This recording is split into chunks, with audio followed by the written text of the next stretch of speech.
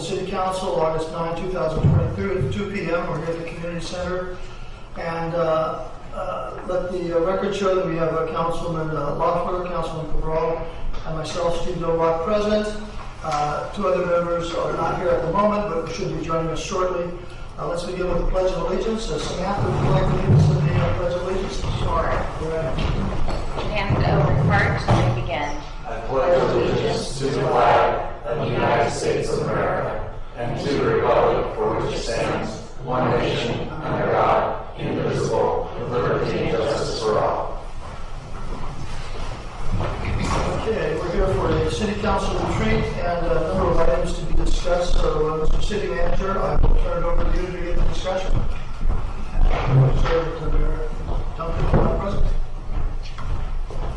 I just wanted to start real quick with the video, and then I'll switch over to a PowerPoint I wanted to talk to you guys about. But I think everybody has seen this at least once, but I think it's a good thing for awareness. So let's get sat down real quick.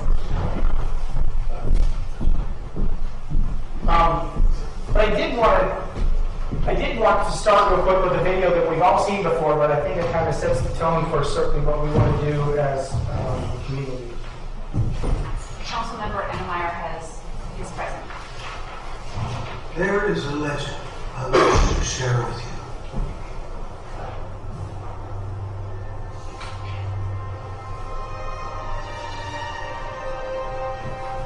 you. It is said that a wise Cherokee elder was once teaching his young grandson about life. There is a war going on inside of me, said the elder. It is a war between the two wolves. One wolf is evil. He has anger, envy, jealousy, sorrow, regret, greed, arrogance, self-pity, guilt, resentment, inferiority, lies, false pride, superiority, and ego. But the other wolf is good. He is joy, peace, love, hope, serenity, humility, kindness, benevolence, empathy, generosity, truth, compassion, and faith.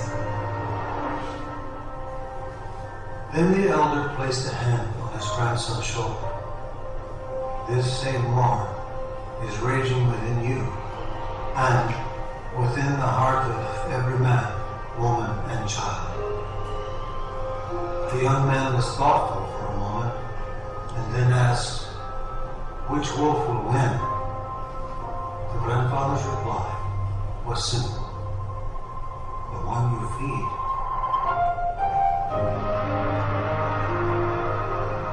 I have learned that the point of life's walk is not where or how far I move my feet, but how I am moved in my heart.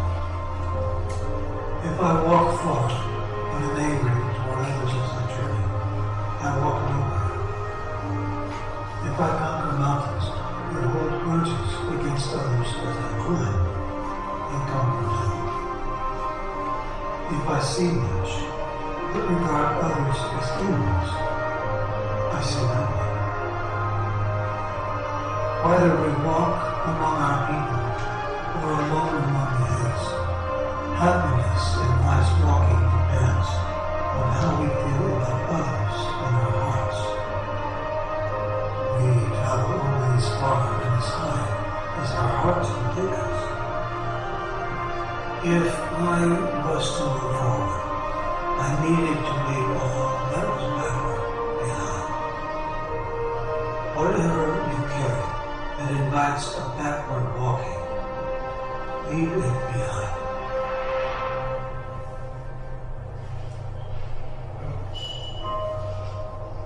Which wolf will win? The one you feed.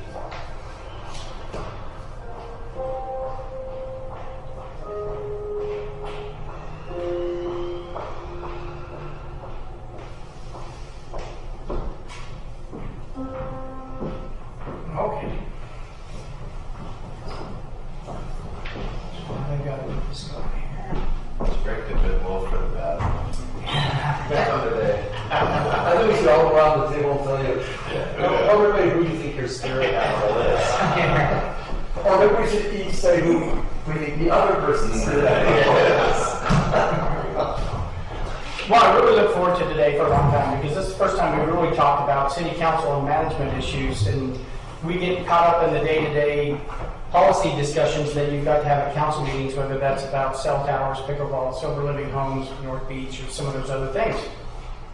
But really what we really count on the city council for is leadership and really some of the things that we want to talk about today and making sure that we are going through our city operation as effectively as possible. And you guys are great leaders, and it's about local government, right? And local government, as we know, we've just seen it just enough this week. Last night we were talking about a cell tower, and it's getting harder and harder to be a local legislator because there's so much that your hands are tied in terms of federal legislation or state legislation or even county issues. And it's getting very, very hard, but yet your local residents are still counting on you to help them through their community. And it goes as far back, of course, as Calvin Coolidge, who was president, when he said, what we need is not more federal government, but better local government. And I think we all believe that, and that's what we're kind of doing. And how do we do that? We have a purpose, and some of us that went to the California League of Cities saw a little bit about this. And what is the purpose of local government? The purpose of local government is to enable individuals to join together in recognizing opportunities and solving community problems. And I think the key there, of course, is joining together. And we see that our community does such a good job of that. But it's been an exciting 9 months. I think if you were to ask any other city, what was the biggest event that happened in your city, they might say, well, we had a landslide where some homes had some pretty serious damage. Or they might say, well, we had another landslide that threatened one of the key, really important historical features in our community.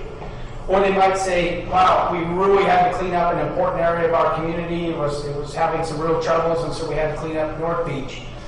They might say that the resignation of a council member and the appointment of a new council member was kind of the biggest thing that might have happened in the last 9 months. Or a transition to voting districts. That might have been a big deal in some cities. And the staff transitions that we've seen, the retirement of the public works director, and we have a new assistant city manager and a new city planner and a new community development director. So these are big things that are happening. And just for me, which has been a lot of fun, there were some other things like, I don't know why my executive assistant decided to go out on maternity leave during this crazy period of time that she did.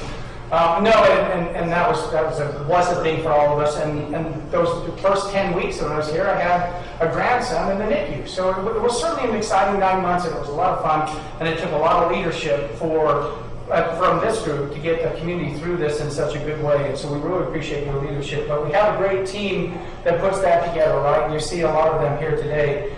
You know, we have engineers. They're always solving problems you didn't know you had in ways you don't understand. That's the definition of an engineer. This is what the city council and residents think that our finance department looks like, right?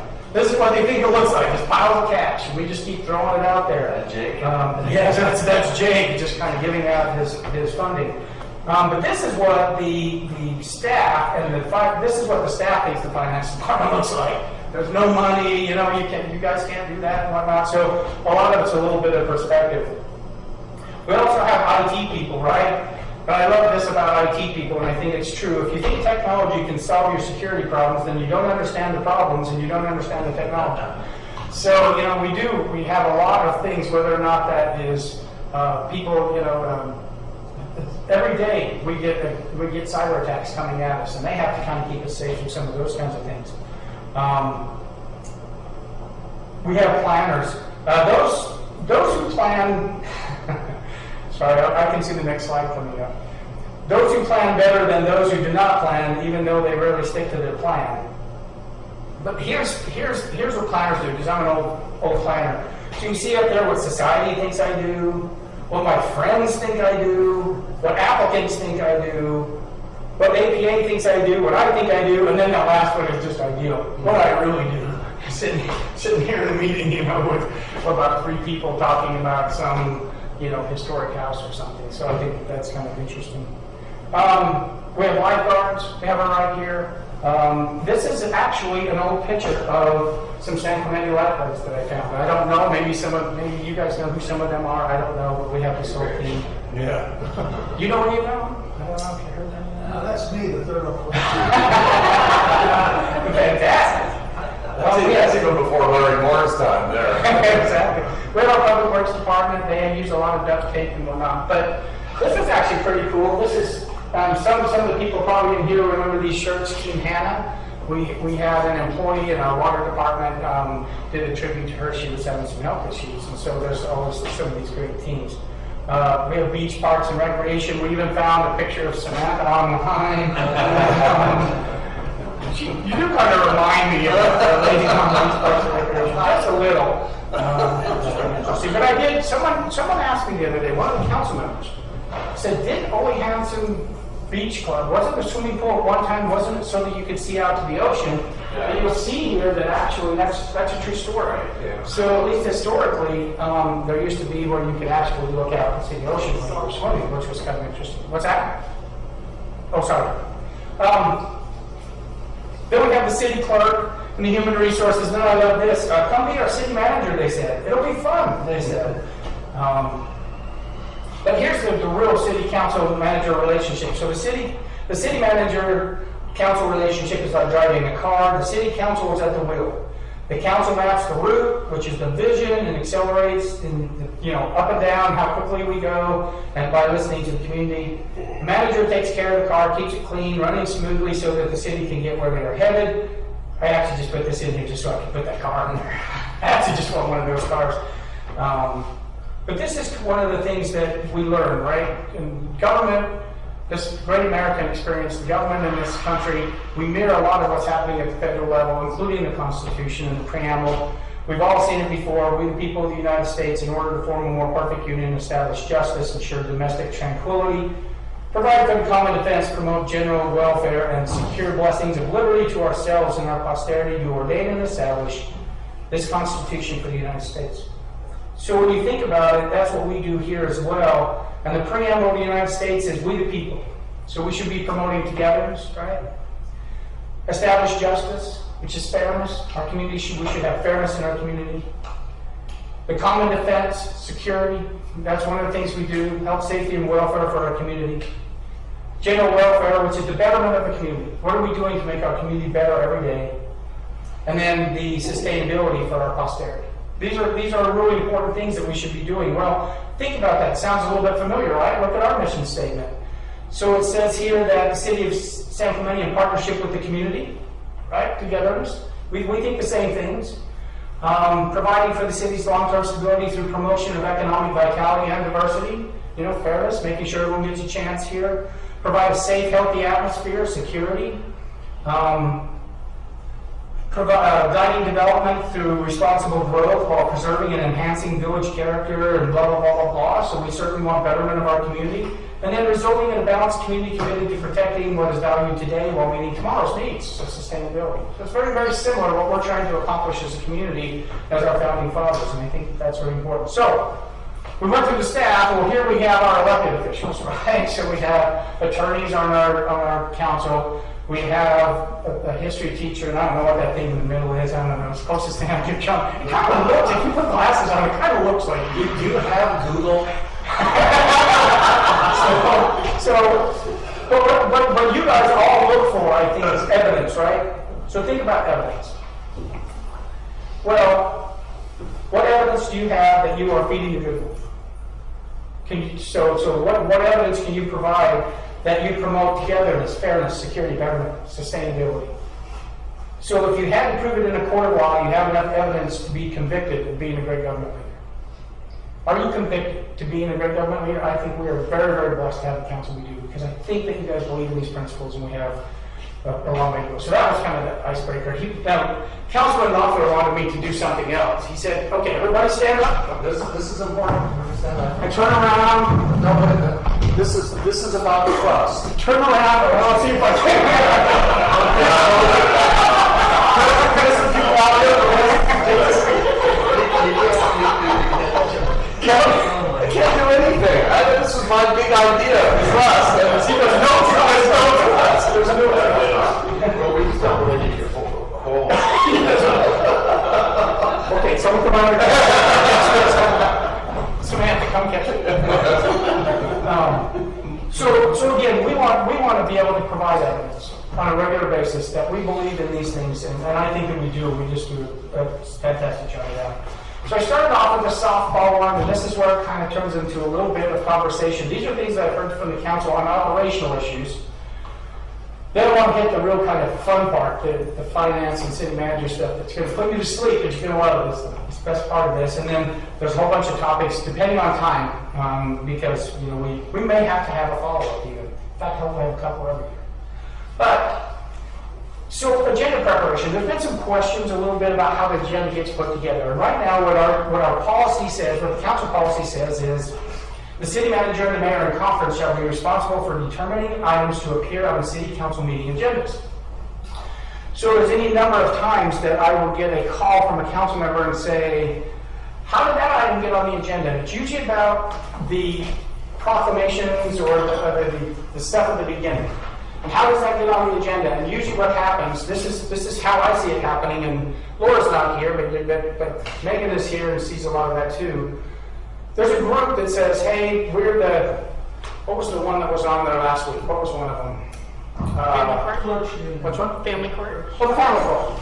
So the family court will send a generic, I don't know what's a generic, but they'll send an email to the city saying, it's family court month, would the city be willing to recognize family court month?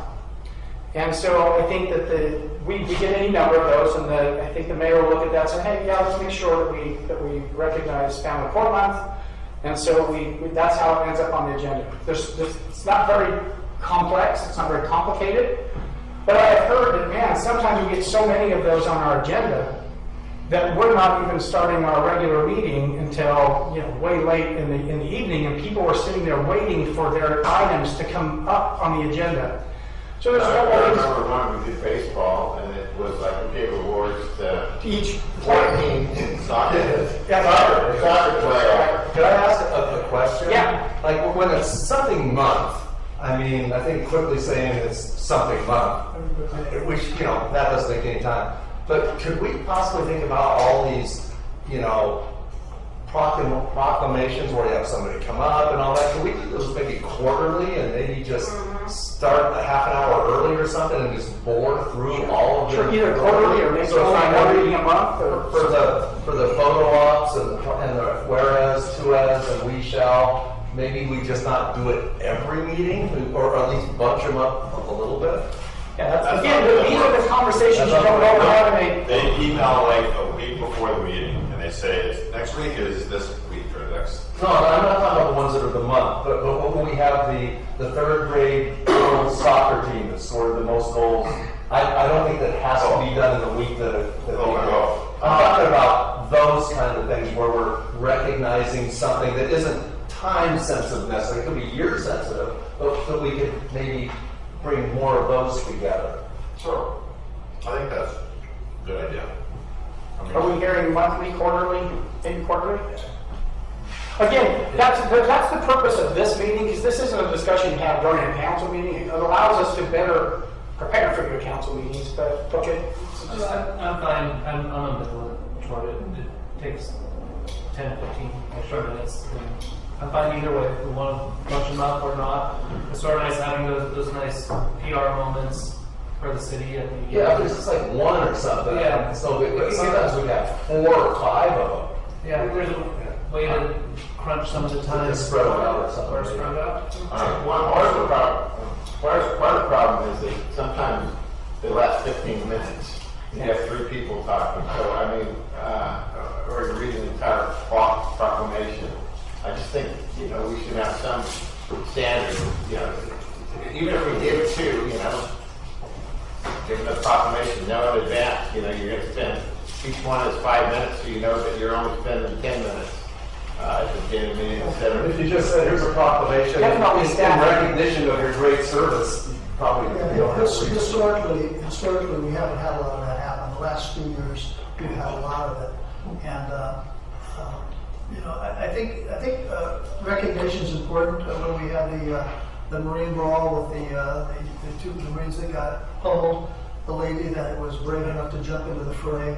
Items like that are identified. Years ago, there was a ship sinking in the middle of the night off the coast, and one neighbor saw the flare about 2 or 3 in the morning come up, called the Coast Guard, and was directed to the scenes to save some lives. That's the kind of thing when you have an extraordinary bravery or courage or activity that you want to acknowledge. But every club, every team, every organization that has it's their month, it's their week, it's their day. You know, it's nice, but I don't know that it's essential city business.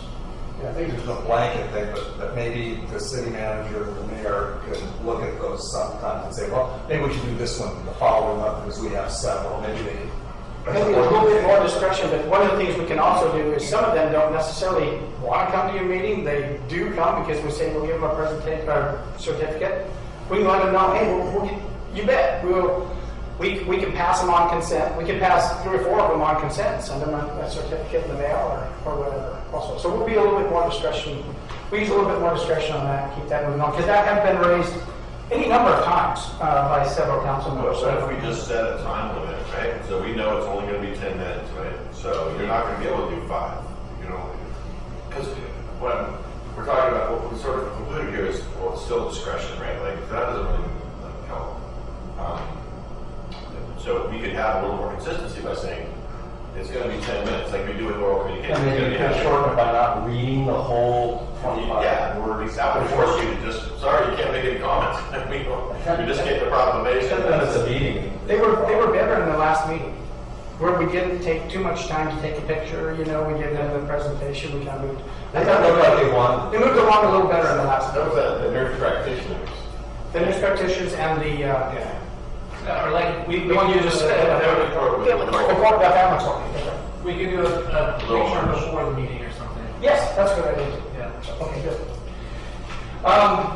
The other thing that, in the other way that the agenda gets prepared, if it's not a regular item that's coming, either an application or something that's coming from staff, is that at the council meeting, 2 members may place an item on a future agenda for discussion.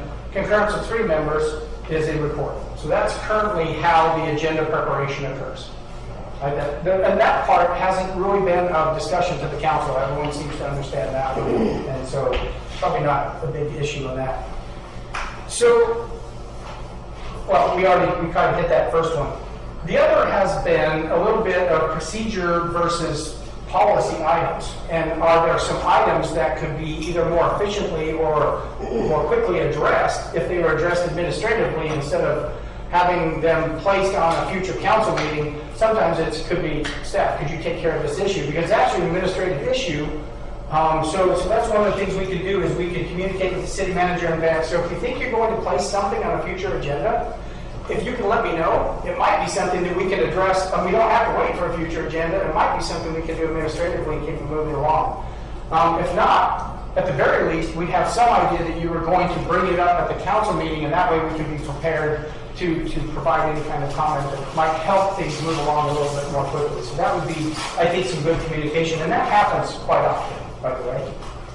And then we certainly want to be more efficient and responsive as possible. And sometimes, again, we don't need to wait 2 weeks or a month or whatever for a council meeting when we can maybe just get right out there and get some of these things done.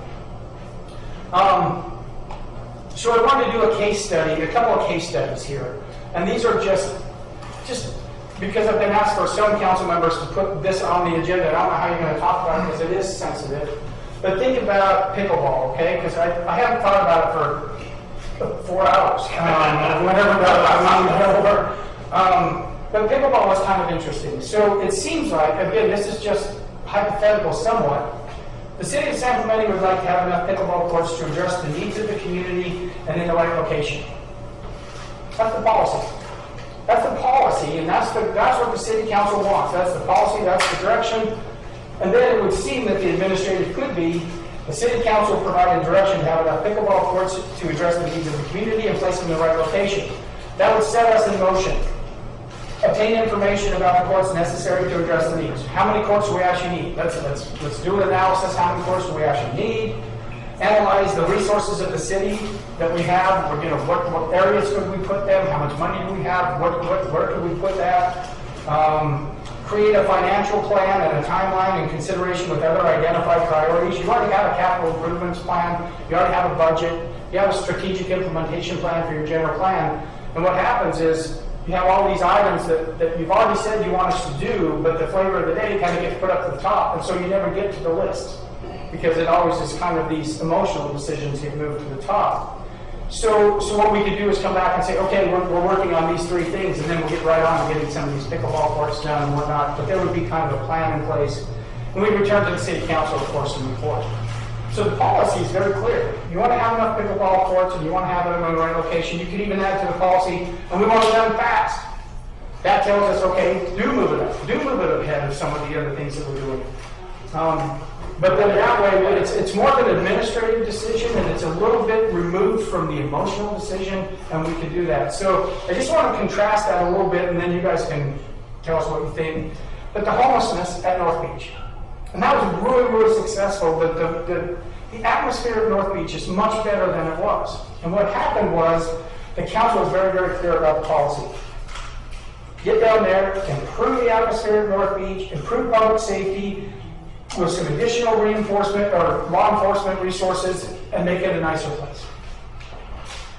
And staff, at first, I think maybe there was some eyebrows raised because maybe staff went further than that policy, and if you remember, we created the North Beach placemaking plan.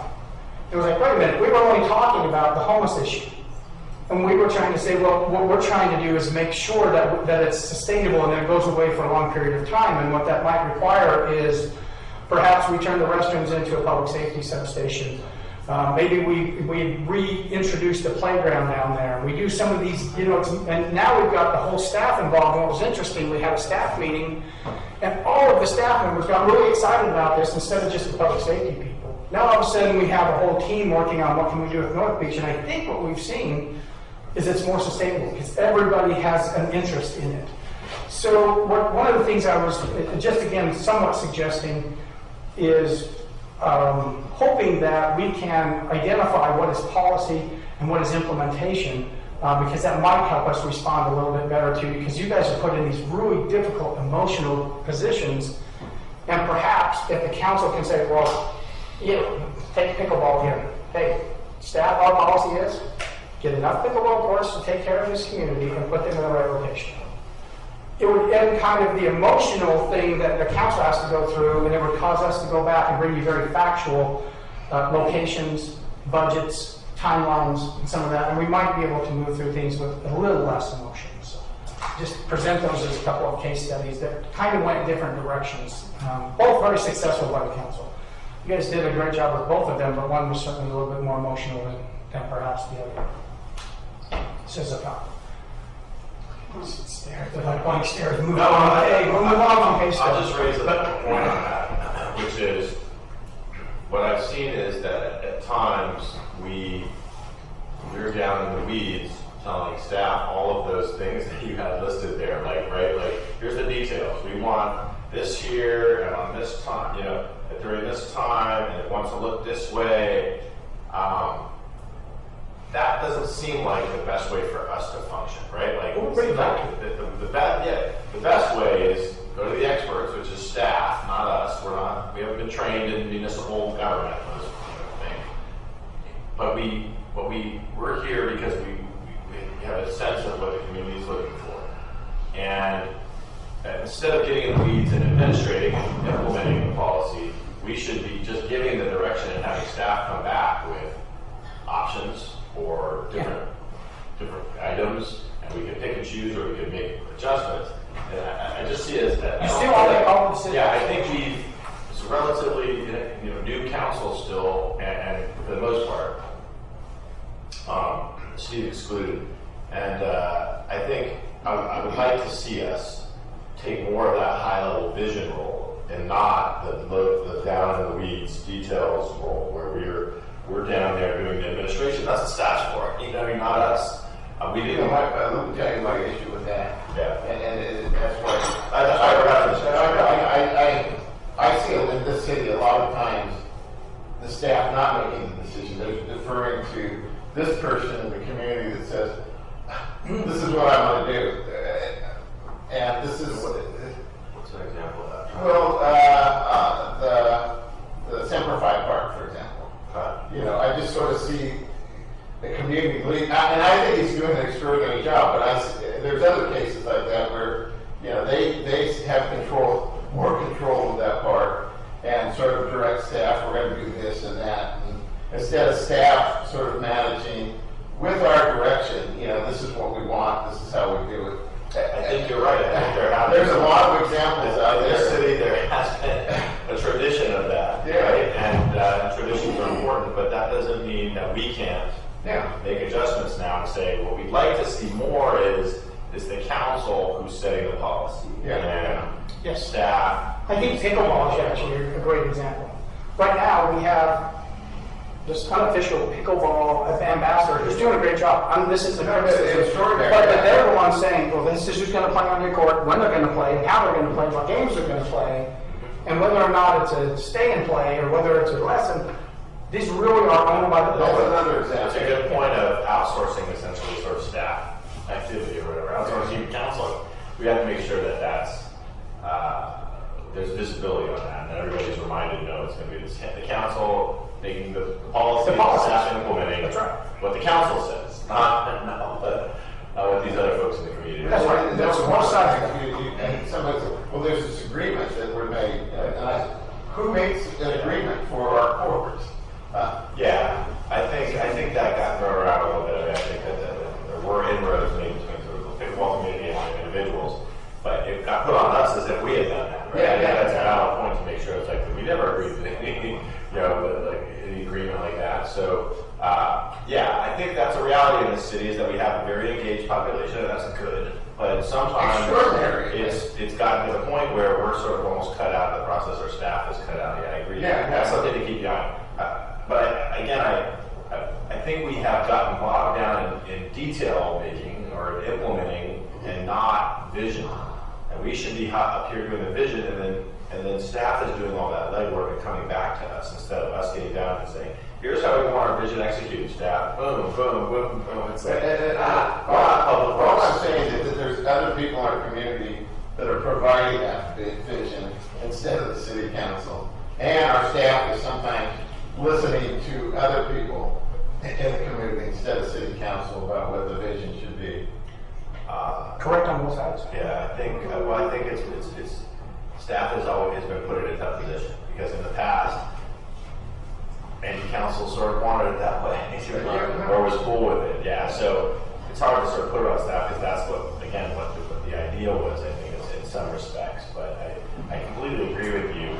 We want to make sure the tone is set, that the council is making the policy, the staff is implementing the policy, and coming back to the council with options to implement the policy. And then we are not legislating from the dais or coming up with filling in all the details or changing a bunch of stuff. That's not a good use of our I time. don't think so either. We'll continue to go to 11 o'clock and beyond, right? We shouldn't be doing that. Yeah. We should have pretty quick meetings, right? Like even though we have some sticky issues. So I think one way to do that is to make sure we have that dividing line between policy making and implementing. And you're exactly right, making sure that there's not third parties coming in and doing either of those two. Yeah.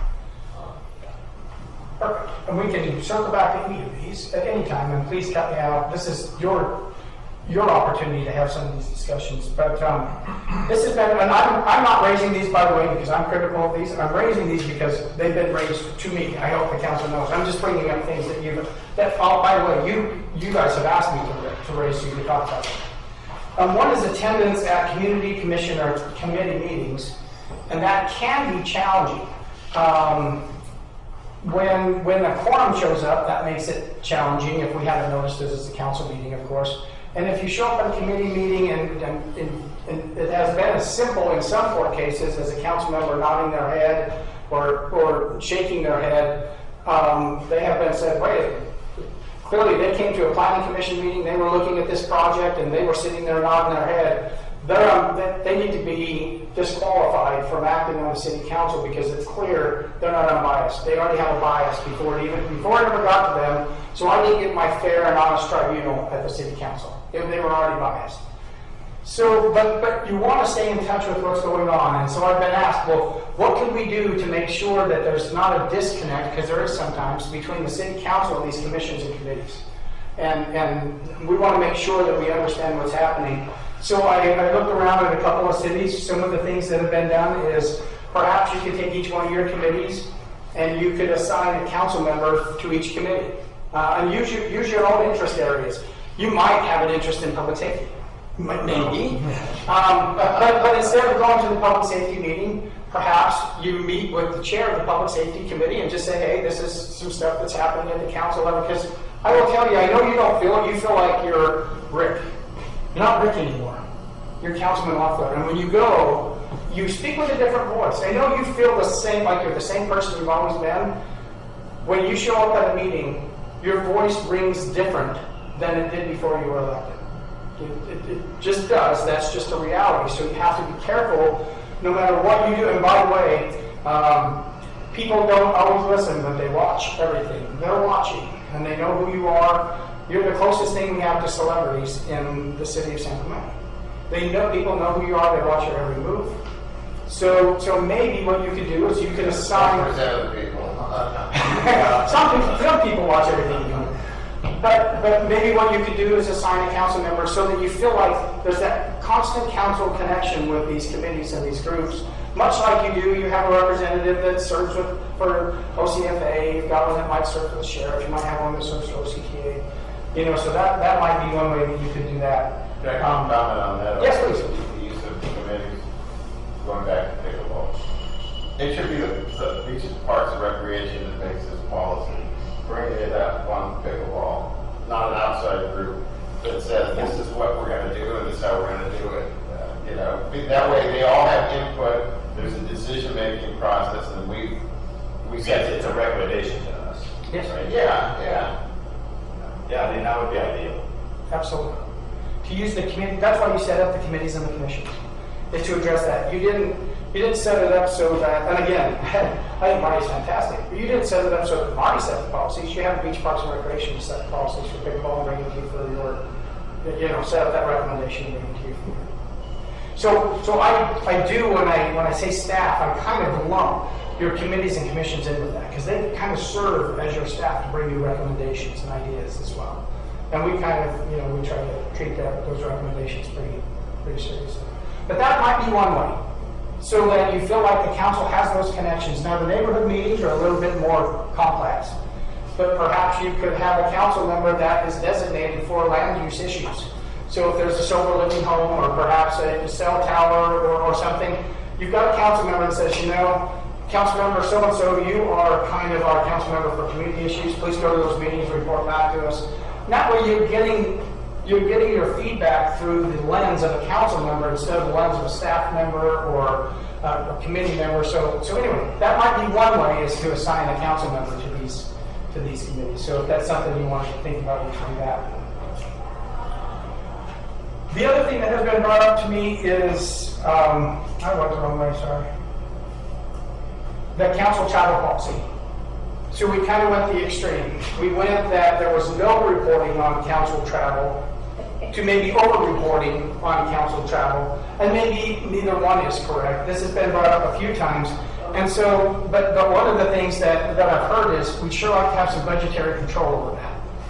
And so what you could do is, this is the previous city I worked for had the same discussion, and what they decided to do was they gave each council member a budget for training and travel.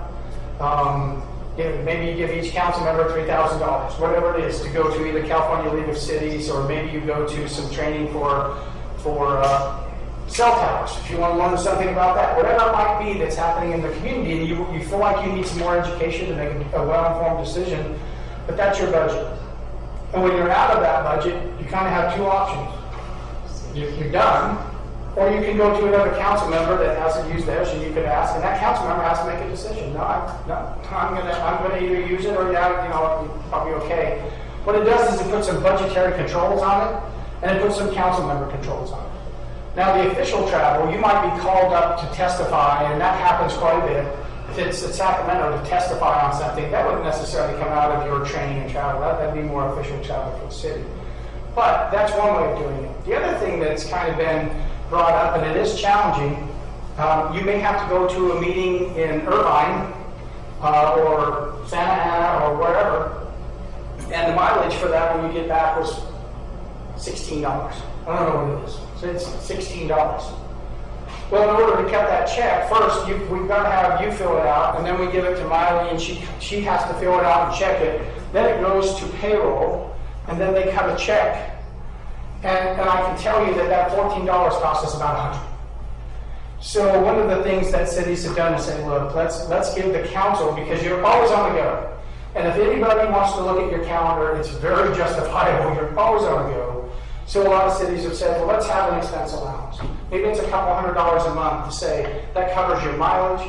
It covers meals while you are at these meetings for the city. It covers anything that you might have. And rather than spending $100 to cut a $14 check, we cover the expenses of the council. So that's something that you can consider. Was that not in the other city?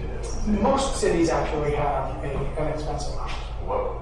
Now, some cities will lump it all together. They'll lump in technology and expense and everything. They'll lump in your cell phone and everything into one number. I think it's cleaner if it's a true expense allowance, a couple $100s. So the budget's coming up. I can tell you that this has been an issue because sometimes November is a really good example. We don't have another meeting in November now.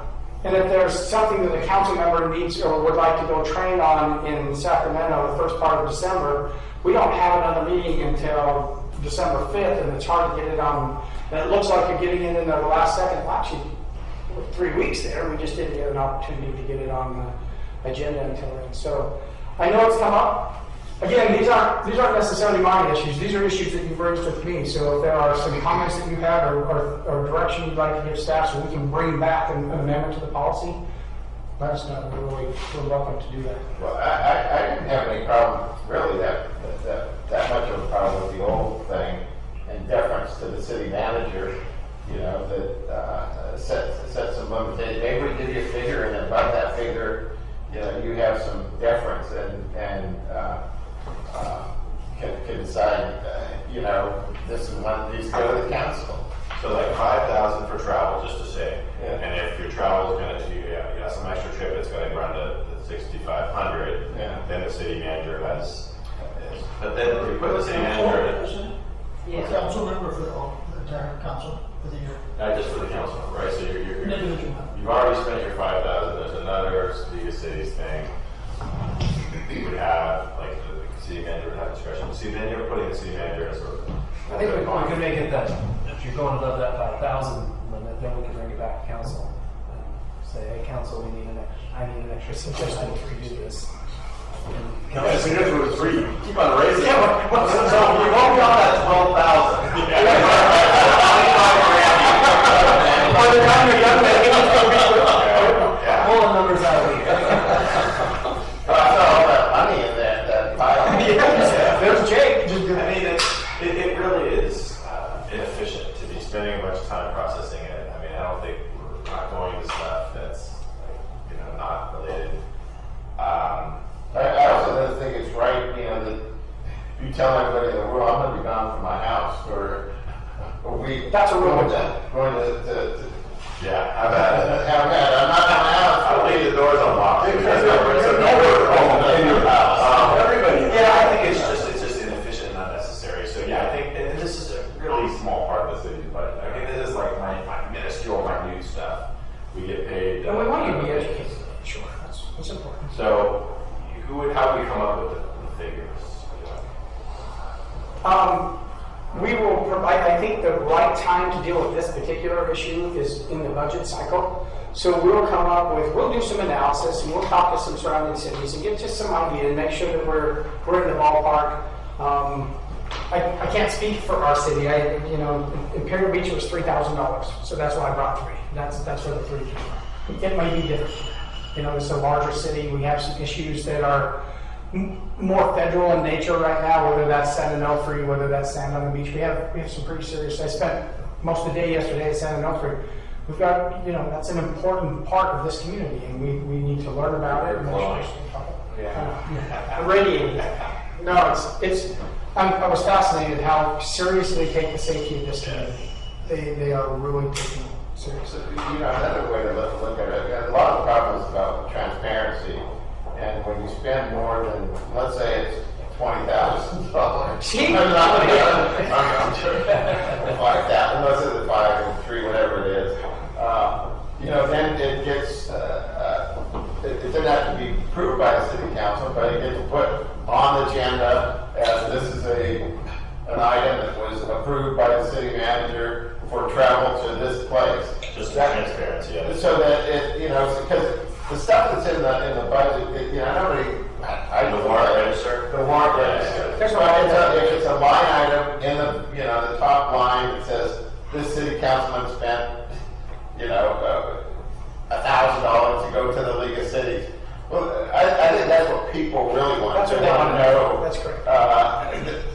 Yeah, and some people will be upset that you went to the League of Cities, but, you know, you're not hiding it. It's, that's, Yeah, I mean, that's a little bit like, I think we had this with the city manager, if you're gonna spend over your 50,000, right, or whatever, then you have to make a notice, 50,000. or they get to make note of it, right, your authority, right, so it's just a notice thing, right? Yeah. That's not. Well, it's that's not, possible. and remember, mine's supposed to be in the budget too, so it's not quite just, hey, it's not That's quite. the guy with all the. That's, I'm not saying that. So that's something to think of, that above that threshold, it's an item where it's disclosed so that, you know, people really know what we're spending. I think that's what I think it's really important. So that's kind of at least some of the operational issues that have been raised to me. There may be others that you guys want to talk about, and you may not need to go back and look at those, but if not, I want to move on to the really fun I stuff. was promised a finance presentation. Let's comment. So, Mr. Ross, there you go. I'd like to keep going. I'm going to take a quick restroom break. Perfect. Continue. So, one of the things we wanted to talk to the city council about is that there are some considerable financial issues facing the city, right? So sorry, now you're going to get really excited because now this is city manager stuff. You know, this is the stuff I deal with every day. So now you're going to love this. This is the best part of the evening. So, but we have these beach nourishment. He's already so we have these beach nourishment projects, and our contribution to that is going to get larger over time. So this time we didn't have to pay nearly as much, but in 2030 we will be expected to pay $8.2 million. That's estimated. You know how inflation works. That lots of times what you estimate is not what it ends up being, which is about, if we started saving today, 6 years from now, we need to be saving about $1.4 million a year, or finding revenue for $1.4 million a year just for sand on the beach. And actually, by 2036, which isn't very long from now, believe it or not, it'll happen pretty quick. That we would, for that 9.7, we need to be saving in this 6-year period, we would need to save 1.62 million. So when you add those two together, you know, you got to be looking at saving some millions of dollars every year to keep up with this project. We have our unfunded accrued liability. That's really, really important. That's today's dollar, not accounting for the high inflation. They did put an escalator in there, Okay. but the federal government did it. So, you know, you can. A skinny estimate. Yeah, it was very skinny, I think. And then we have our unfunded accrued liability, of course, that's a serious issue for us that we'll hit real quick. Public safety, quality of life enhancements, and other priorities. All those things are really important. So staff has to explore ways to be more financially prudent. And part of the ways we're trying to do that, of course, is the council said, let's quit spending so much money on litigation. This was very necessary litigation. There were some serious issues facing this community, but the council sent a clear direction to us. Try to limit how much money we're spending in our legal fees and litigation, and we're working on that. We're trying very, very quickly to not only resolve the legal challenges that we're having right now, but to stay out of them in the future. That's clear direction from the council. We heard that. We're trying to do it. Retention and succession.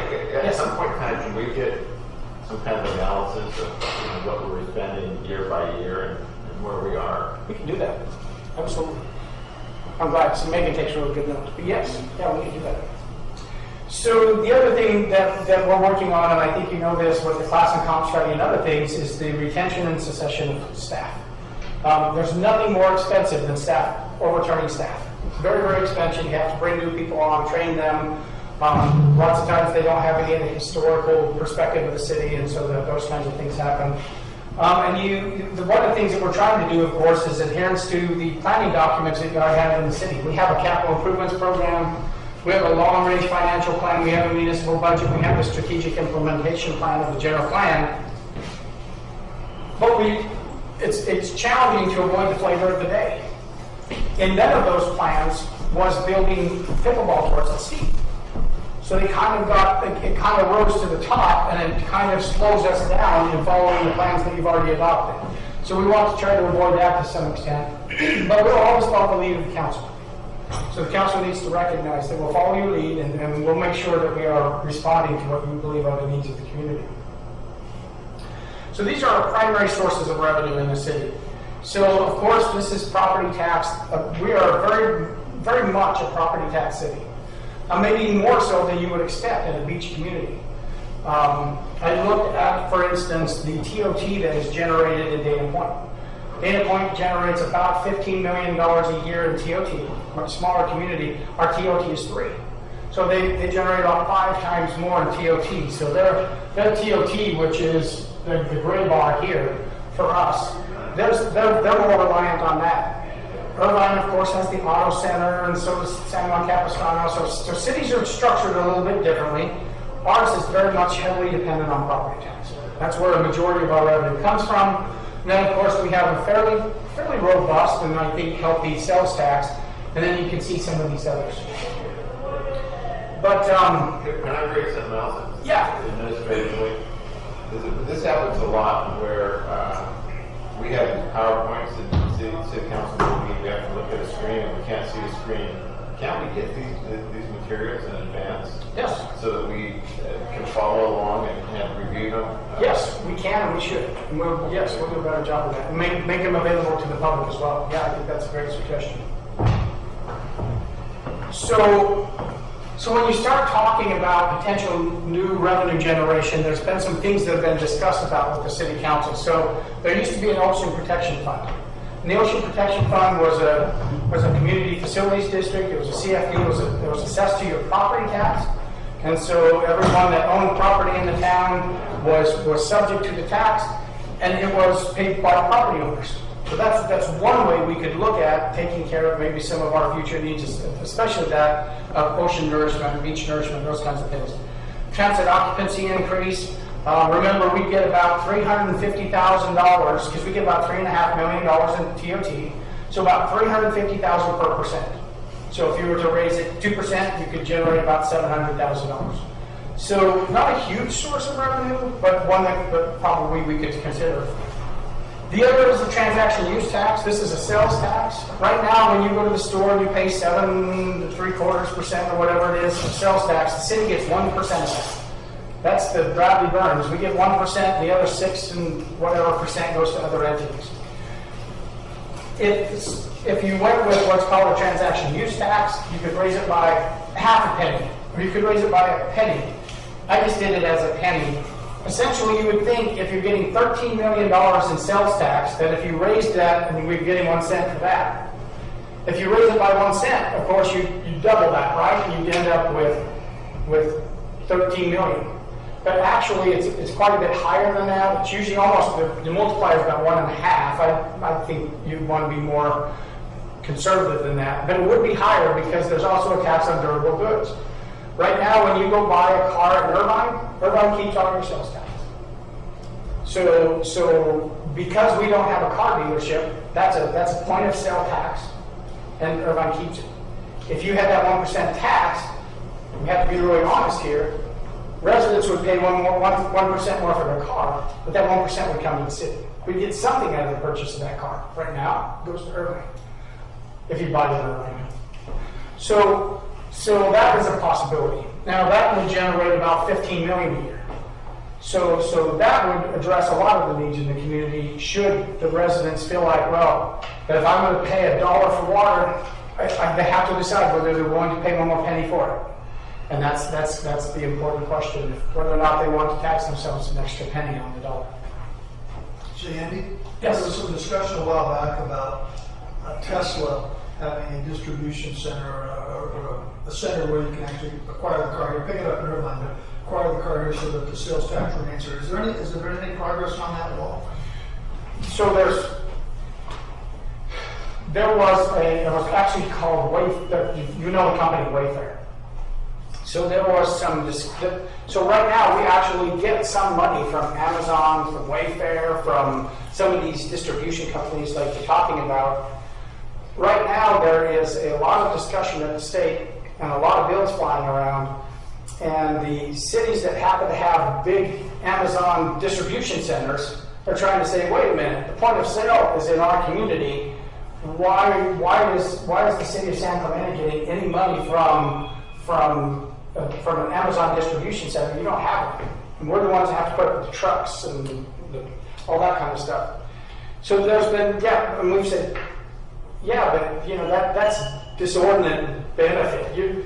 Those companies that have those those cities that have those distribution centers are just making a killing.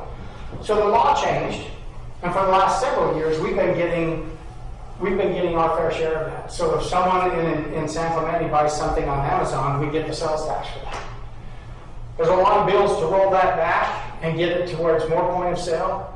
I think they'll end up somewhere in the middle, where the cities that have the distribution centers will get a higher percentage of that tax, but there will still be a portion of that sales tax that comes to the cities. Yeah. And that's been the League of Cities has been fighting that now for almost.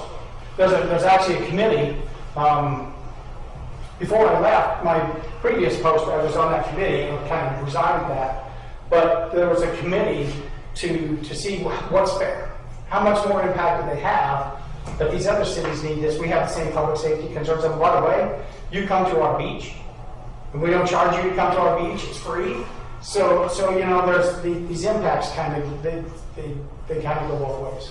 The Tesla was I believe they were looking to come to San Clemente. They were looking into business park. I think that's the Steve. But They were specifically looking to come here because everybody drives a Tesla into Lake, so they wanted to be close. I kid. Do they rent San Clemente? For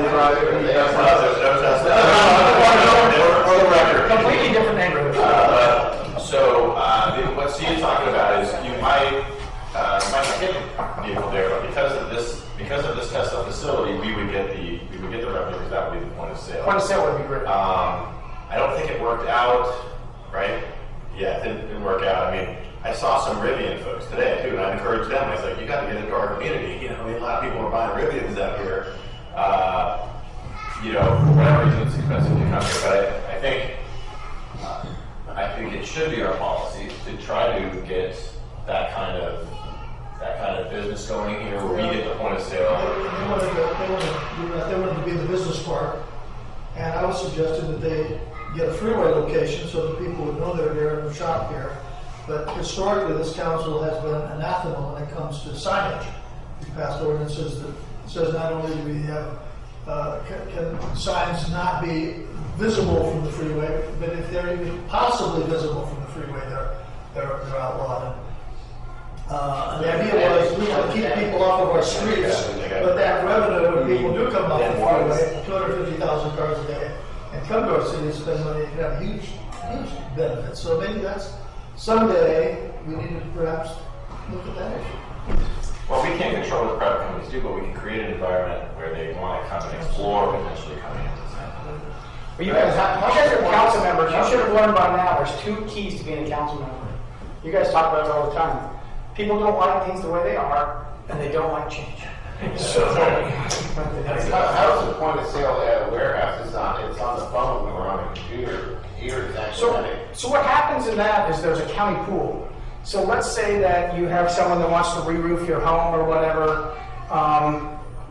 When they come and you pay them for re-roofing your house, you don't pay them sales tax. You just pay them for doing the job. Where they purchased that, Home Depot or wherever they purchased it, that goes into a county pool, and a portion of that comes back to the city. The bad thing for a city like San Clemente, like I showed you, we're not a sales tax dominant city like, say, San Juan Capistrano. So it's based on how much sales tax your community generates. So we get a smaller percentage of that because we're not a sales tax city per se. So, but there's we do get some revenue from Point of it. sale is the distribution. Point of sale is the king of kings. So that's how they Go work. ahead and stop.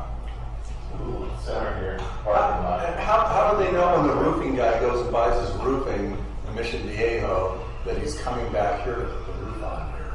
Yes, so that goes through the whole process. He has to put down where he's doing that, and yeah, it's just like anything else, you know. A lot of people, it all happens to you. Hey, you know, yeah, I'll come do this job for you. Just pay me in cash.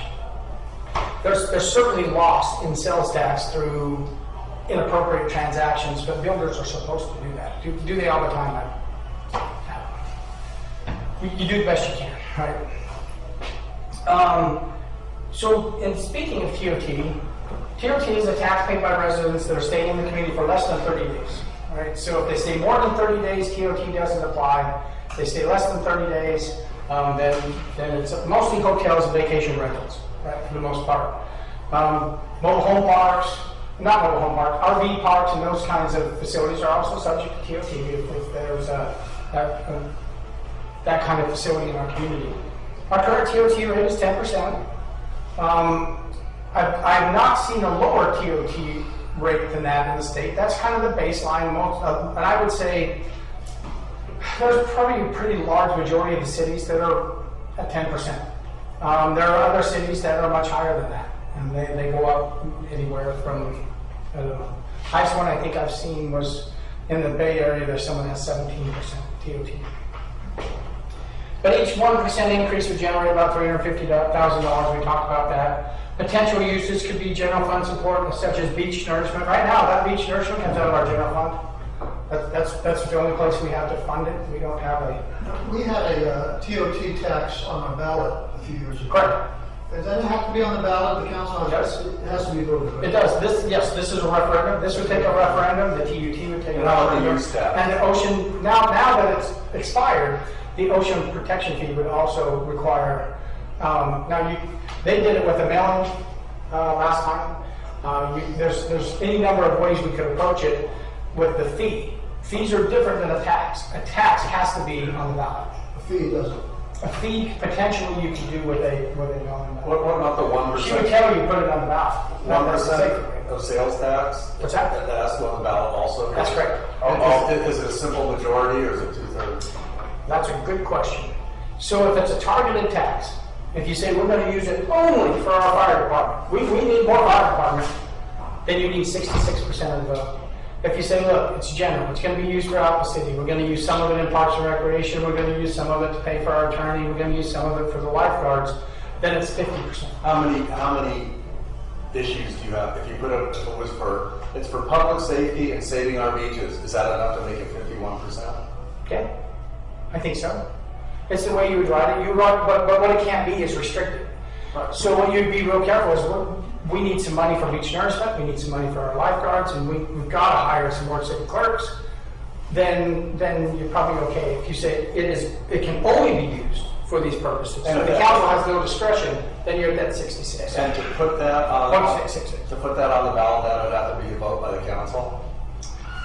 There's two ways to get initiatives on the ballot. Either that can be brought by the public, if you get 10% of the registered voters, and they can get something on. Or the city council can pass a resolution to place a measure on it. Well, I'm looking around, so I don't think that's gonna happen with most of the city council. Because they want to run again. They're not gonna have to run the city. Rick, that may change. I hope. In my thinking is the number one priority should. And if we're spending $1.4 million a year just to build a fund so that 6 years from now we can do an Army Corps of Engineer project, I think that's bloated. I think it's expensive. I like our Sanzar when Ms. Meyerhoff, Correct. Leslie. When Leslie does her job, I'm hoping that we identify some sand borrow sites and get back to the simple concept of taking the sand that's off our beaches I talked to council members up and down the coast, and everyone, they say, you're doing that, we love, how can we get involved, how can we help? We could have a dredger at a fraction of the cost of the Army Corps of Engineers, which is a federal bureaucracy, bloated, expensive, and have that barge go up and down from Dana Point to Del Mar, and our fee would be relatively small. And then I think the cost of that probably could come from the equivalent of the clean water fee that we've had and now is exposed, or TOT, but we need a fund for that on a regular ongoing basis, so that for the next 30, 40, 50 years, our beaches are sand replenished, and we need to. I agree, whatever that strategy is, Steve, whether it's, sand, public safety, park development, whatever, there's chunks of the pie to take, but at some point, the council, I would hope, would get to the point where they could support something like that. Yeah. Instead of saying, oh, nobody's going to vote for me because we're raising taxes and it just all goes in the wind. In the meantime, we have no revenue. Well, the taxes need to go for the sand, We have, people come to sand, because of the sand, because of the beaches. And we were at that meeting up in Irvine 6-8 months ago, we're talking about sand, and they looked at the federal parks budget, and 85% of the people that use federal park money, 85% of those are on the beaches, on the East Coast and West Coast. And they have billions they spend. So the need is here, but they're outsiders that are coming in. I think TOT, because it's for outsiders, not for our people. And possibly the beach fund. I think we see that. Generated. Friction is required. I'm willing to put my name on the line saying that we need to have more revenue coming in to the city. That's awesome. This is the first time in years that I've listened to city council that this conversation has really gone this far. Well, I'm an anti-tax guy, but I know. Beaches need to be, it's expensive and it needs to happen, and it's in our power to do it. It's simply there. Yeah, we know it's the issue of our times, and it's expensive. Even bringing the sand back on the beach, regardless of it is, it's an expensive proposition. And whatever that strategy is that we come up with, I find exploring the different avenues of that revenue, whether it's a TOT or direct tax or 66% or 50% monthly. I'm fine at looking at those different strategies and we can decide which one. We're looking for, our city, a beautiful city, obviously, and we're half the size of Carlsbad. I'm good friends with the mayor of Carlsbad. We worked as cops together. Now he's the mayor, and we get together, and I start telling him about, God, we got to put in a pickle. What's going to cost this? And he starts to. And I go, well, no, this isn't funny. He goes, no, that's not funny.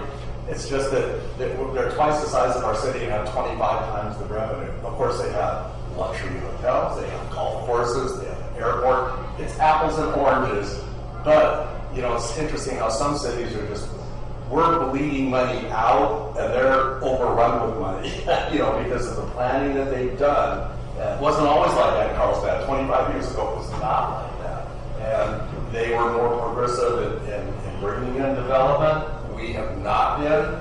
And now we're seeing a differential that we need to address sooner than later on. Doesn't mean putting up 40-story buildings or anything like that. We're winning Del Mar, but we need to be looking at revenue. The city is not going to be able to do it. And I just think what you said right there, doing it responsibly so that we don't change the character of the town. 100%. So I like the idea that this council right now, again, I followed this council for a large one year, and Steve, there's always been a little bit, but it's always been, oh, well, wait a minute, and I think this is the first time I've seen where at least not everybody's saying no. There is maybe the possibility for some conversation. I think that's a big move forward.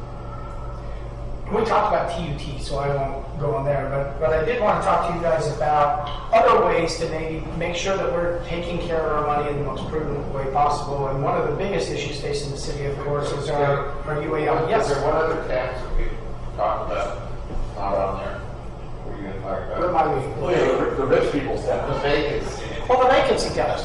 So there were some questions about, one of the challenges you have is when a big box store, the big box stores are notorious for this, When a big box store closes, it can sit empty for 20 years because they have a lease.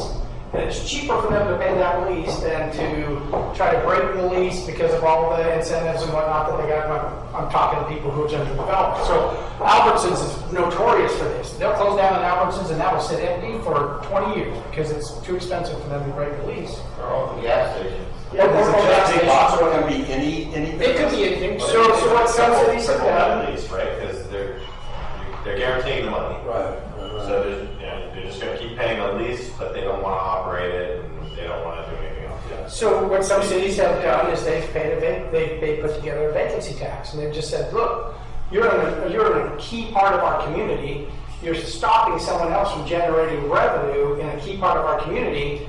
We're going to hit you with a vacancy tax so that it incentivizes them to either sublease or at least fill that space so that you can get some revenue out of what is in San Clemente, very limited commercial space that we have here. This is very much a residential community with we've got Del Mar, we've got the kind of the Pier Bowl, but for the size of this community, we have a really nice industrial base, fantastic industrial base for a city our size, but industrial doesn't do a lot for the revenues of a city. Fantastic for job creation, people don't have to commute as far, there's some great benefits, but in terms of revenue, it doesn't do a lot for the city. Like a something like that implemented. What's that? How do you implement that? They are complex but doable.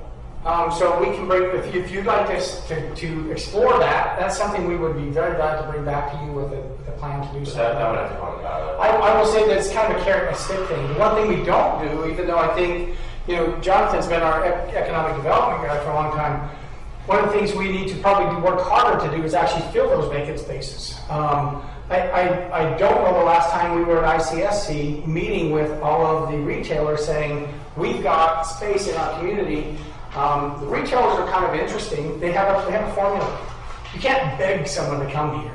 They'll say, okay, our formula for our company is we need X number of people within a circle of 3 miles, and the income needs to be this, and the car volume needs to be this.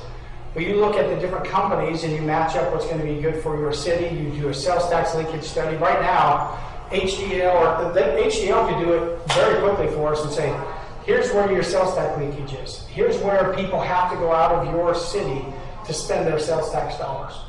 And then you can match that up when you go to the International Conference of Shopping Centers. You can match up.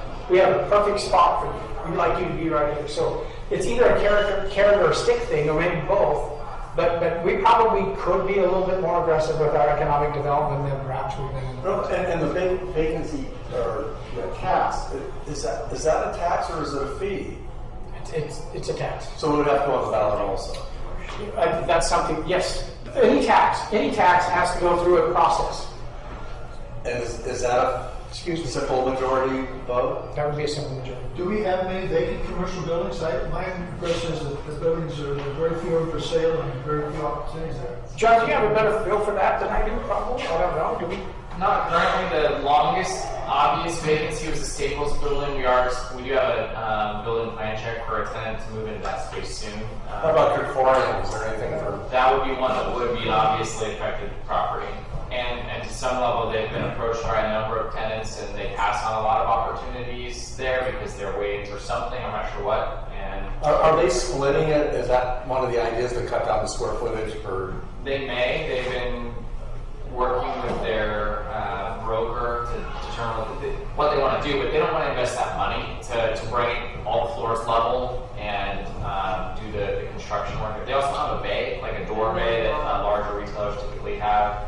So, but the property owner right now is not wanting to invest money into it to make it more attractive to new tenants.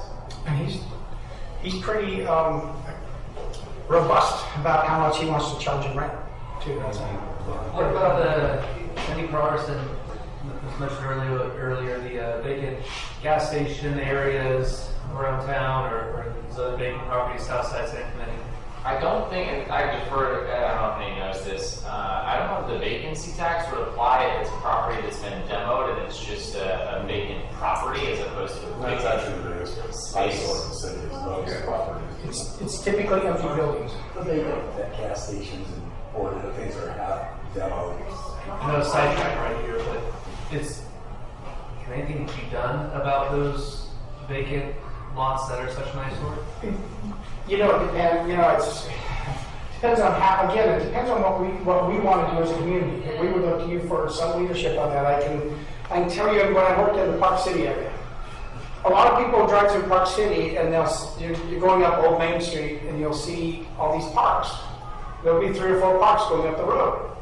And people say, man, this is a great little town. They have these little parks where you're walking up the road with benches and whatnot. Those are private property. But the city has a policy that if you have private property, what we can do is we can go in and we can make that a park. We'll pay the liability insurance or whatever, we'll make it a park, and then when you decide to build on it, we'll move all our stuff out and you can build on it, but it's not just going to be a vacant lot of weeds. We're going to make it, and you know, rich tourist communities can do that. Well, is that us? Is that something we want to start to do, is fix up our community and say, we're in vacant lots, we're going to approach the landowner? We did it in Imperial Beach. They opened up, if you know Pier South Hotel, the new Marriott Hotel on the beach, right across the street was a vacant, derelict lot. It actually had chain link with razor wire across the top. And people just throw the beer bottles and stuff in there. So we called the landowner, and his name was Alice Oy, happened to live in Orange County. Those Orange County people are all the same. And he said, I don't own any property in Imperial Beach. I said, Mr. Oy, it's on him. He didn't even know he owned it. He owned so much property, he didn't even know he owned this piece of property. We just said, can we tear down the fence? And can we put in some benches and some DG, and can we just make it a park, because it's right across the street from the new hotel? And he goes, sure. Can I charge you $1 a year? And I said, sure. And he paid the property tax and whatnot, and just to have us clean it up and maintain it so that he didn't have to keep fixing his razor wire. So we could probably approach landowners with some kind of a beautification process like that. And There's a couple of places on Del Mar like that, just Yeah. chained off yeah. fence property. And if they were just little parklets, people wouldn't know they're vacant lots. They'd look like, wow, this is a great town. There's so many of these little beautiful little spots in the community. So yeah, we could look at something like that. The key is maintaining it. You know, that's a commitment on our side, that if we're going to put this in, we have to make sure that we've got the maintenance to keep that. But people would appreciate it. And we probably need some more revenue to make that happen, or no? But everything costs money. It's priorities, right? And that's the thing. Remember, your budget doesn't have anything to do with money. Budgets aren't about money. Budgets are about policy. You have a certain amount of resources. How do you want to use them in your community? It's about priorities. If that's a priority, we'll find a way in the budget to make that work. It may mean we do other things differently. So I did want to talk to you about this. This is a hard one, and stick with me here because it's really important, because there's some new council members that haven't been through the UAL and may not understand what happened, but it's important for everyone to know why it exists, how we compare what's happening with other things. So there are minimum contributions that we have to make to CalPERS, right? There's 2 sides. I don't know if council members know, but we have to make our ongoing payment to CalPERS, which is for all of our existing employees. We pay a certain amount. Plus, there's this accrued, there's this unfunded accrued liability, where basically we have a debt that we have to pay to CalPERS. So a lot of people want to know, you know, so this is our normal cost. So what we have here are miscellaneous employees, everyone but the lifeguards, basically. And the employer pays 10.4% of their salary, and the employee pays 7%. The PEPRA employees, remember PEPRA came along later. There's caps on how much you'll pay out. It was to right size, and it will eventually, but to right size CalPERS. 10.4, the employee pays 7.5. In public safety is more expensive because, again, their retirement is different than your miscellaneous employees. The city pays 26%, and the employees pay 9%, and then in PEPRA it's 14.5% and 14.5%. It gives you an idea. So when people say, you know, they may go on a website and say, well, so-and-so is making X amount for their salary. Lots of times there's added cost to that because we have to count this in employee costs. That's part of what they call, you know, the fully burdened rate for an employee. So what happened? So CalPERS determined that they would not be able to achieve the anticipated rate of return. Call that the discount rate. It used to be at 8, I think I even have it on here. I do, I'm going to stick it up here. So in 2004, the discount rate was at 8.25. So they said long-term, all of our investments, whether that's in the stock market, bonds, real estate, if you've ever looked into CalPERS, they have a wide portfolio. They own and invest in a lot of things. And they said our annual rate of return is going to be 8.25%. And so that's what they planned on, and that's how they were going to pay people when they retired. Well, their actuary said you guys aren't going to meet it. So they lowered their discount rate from 8.25 to 7.75. That was back in 2004. Well, flash forward to 2012, and they said, we're not going to meet that 7.75. We're going to have to lower it to 7.5% because we're not going to meet it. Well, in 2017, they lowered the discount rate from 7.5 down to 7. So they basically went from 8.25 down to 7%. Now, it only sounds like about 1.25% earnings. But when you take that over a lifetime of an employee that you've got to pay out now once they retire, and employees now live longer, that 1.5% earnings to us meant millions of dollars, about 40 millions of dollars. So some of the reasons that, I'm going to get through these, some of the reasons that they're not meeting their anticipated rate of return is the investment loss. So they have now different investment requirements. If you'll remember, the state of California has told CalPERS you can't invest in fossil fuels, can't invest in fossil fuel car companies. So they kind of limited what they can invest in. And so that's part of the reason that their investments haven't been meeting their expectations. So what they call social investing has hurt us a whole bunch. Higher cost of living adjustments. They didn't properly account for what inflation was going to be. So once you retire, CalPERS does give you annual cost of living adjustments, and they've gone up more than they thought. And increased life expectancy. People are living longer than they did in 2003. It just keeps creeping up. We're healthier and people are living longer. So the bottom line is they're not meeting their returns. So what was the impact on the city of San Clemente? So reducing the discount rate created a deficit. So in addition to what we have to pay every year, we have to pay this unfunded liability. And in June of 22, which is the latest numbers we have, so it's a year and a half ago, all that I'm going to talk about now for a couple of minutes is a year and a half ago, the liability in our community was about $33 million. You guys are all aware of that. So there's been some questions, but what does that mean? How do we compare with the other cities? What does that mean? So if you look at this, and the way I did it was the funded ratio, because what people want to know is, where are we funded? Where are we in comparison with the other cities about how much of our unfunded liability is actually funded? This is horrible. You're right, I should have given this to you. So, but essentially, the city of San Clemente is at 75% funded as of June of 22. Now your 3-2-1 plan, you'll remember in the last year and a half, we're closer to 80%. And I'll get to that in a second. But you look at a lot of the cities above us, and there's this line over here, pension obligation bonds. So what they did is they traded their debt for debt. I hope we don't ever look at pension obligation bonds. That's a last case scenario if everything else is going crazy and you just can't make your payment.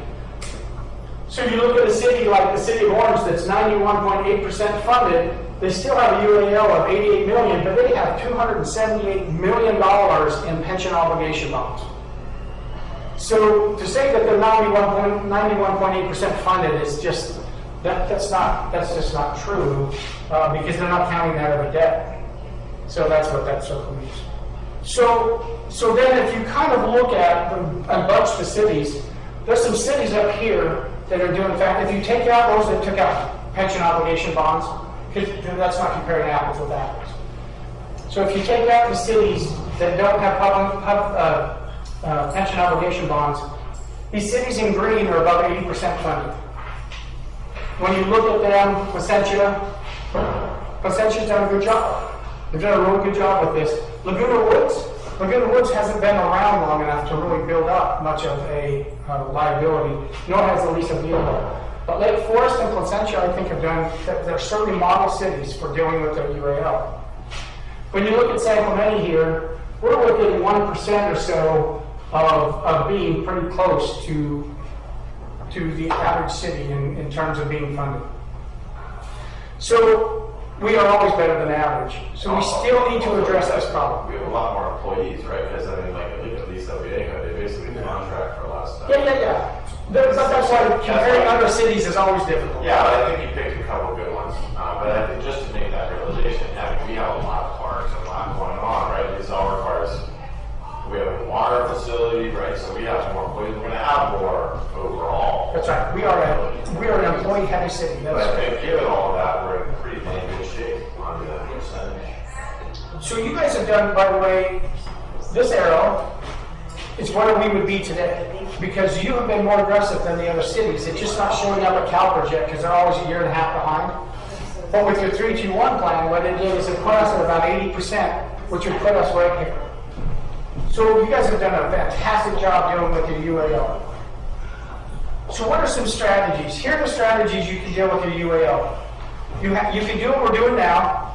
The CalPERS allows you to either amortize that for 30 years or 20 years. You can prepay. We made some prepayments. Pension obligation bonds, which I've never encouraged. And then a Section 115 trust. So I want to go through these really, really quick. By the way, I thought, Alice, I actually got the screen to be larger. I apologize. So the amortization here, if you have a 30-year amortization of your $33 million, I took off the dollars and cents to make it a little bit easier. But if you amortize that, your annual payment's going to be about $2.6 million, which is great. It's less than a 20-year, but the problem is the interest on that is going to be $46 million for a total of $79 million on your 33. Just like your house. If you have a 30-year mortgage, you're going to pay a lot more than what you're paying on your house. You'll probably pay more than double if you amortize it for 30 years. So if you have a 20-year amortization, this is at the current discount rate of 7%. So if you have 20 years, your interest is about $30 million, and you've knocked it down, doing it by 20 years to $62 million by only raising it $500,000 a year. So that's I think really smart. What you did is you prepaid. That was even smarter. So you prepaid now $3 million in the last little bit. That brings your annual payment down to $2.8 million. The principal's down to $30 million. Interest of 26, and the total payments of 56. So you can see just by not just going along with the CalPERS plan and being as aggressive as the council has, you've at least saved from $79 million down to 56. It's really important for residents to know you've done really, really good work on your UAL. I think that's really impressive. Unless you want to hear more about pension obligation bonds, I don't want to talk about them. They're not the way to go. Never would consider. So one thing that I would suggest to you is perhaps a 115 trust account. So the 115 trust account, what you do is you take your money and you put it into a 115 trust account. It can only be used for pension obligations. You can't use it for Elizabeth's, lawyer party. It has to be used out of the party. Whatever. So it's set aside and it can only be used for pension obligations. The funds are held in trust, although I think you guys are familiar with the 115, but I just want to show you the math on it a little bit. So what we talked about earlier, if we do the 30-year option, our annual payment's $2.6 million, pay it for 30 years, we'll amortize that, we'll be caught up on UAL. 20 years, this is our annual payment. With our prepay, we're down to here. So just taking that example, if we would have took the $3 million and we kept it in Chandler or Leith, we get really excited when we earn 2%. We never earn 2%, so I went high on this. We're not going to earn 2%. It's usually 1.5 or whatever. Very, very safe. It's almost like cash. It's almost liquid. It's about the same interest rate you're going to get on your checking account in the bank. It's not going to be much. But if we got 2%, that would be great. And we'd get about $60,000 a year. We feel really good about it, right? Now, if we took that $3 million and we can match the discount rate, and I think we could at least match it, I think we could beat it, by the way, because we wouldn't have that, I don't know. I don't think we would have the social investing issues that the state has. I think you guys would tell us invest that money where it would make money. And in the 115 trust, we could do that. But if we could meet the discount rate, we'd create $210,000 a year. That's almost what the savings we had from our prepayment. The difference is we still have our $3 million. So there's ways to think about this. This prepay, it's great. I think you guys did an amazing job, but it's one time and it's gone. This way, we're still bringing this annual payment down, but we're keeping our $3 million. And then on a good year, this wasn't it, by the way. Last year was not a good year if you looked at your 401k. This wasn't the year. But on a good year, when we earned a lot of money in our 115 trust, we can make a prepayment. It's up to us. We can decide, let's make a prepayment. This is a good year. The problem that we have this year is if we made a prepayment to CalPERS and they didn't meet their expectations. In fact, they were much below our expectations. So anything we prepaid up there, they're just hitting us next year because they've added to the unfunded liability. So it's something to consider, something I would like to at least explore with the city council. It's dedicated, it's the same thing. You're addressing your UAL, you're just doing it the way you want it done instead of the way the CalPERS wants it done. So it's something to at least think about. And on this trust, it can only be used for UAL, correct? It can only be used for pensions. You could, let's say that this thing grew and you kept putting money in there and grew up and you had 20 million, you could actually pay both your regular CalPERS payment and your UAL.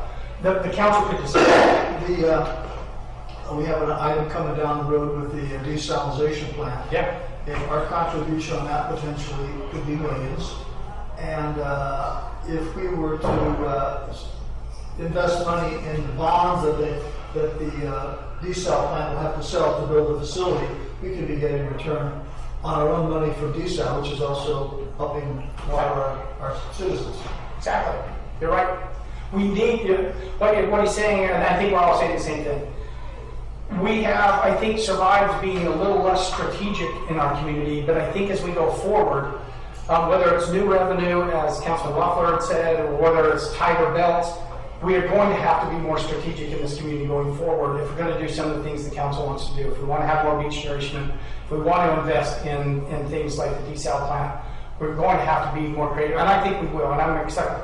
That's I know I can see you guys fall asleep. This is only part of my job. All right, this is what I do every day. This is the fun stuff. This is good stuff. You guys are falling asleep. This is good. This is the fun stuff. Yes, this is what I do all day. This is what I like to do. Hey, Andy. That's why I became a city manager, all this stuff. So- Numbers don't eat you.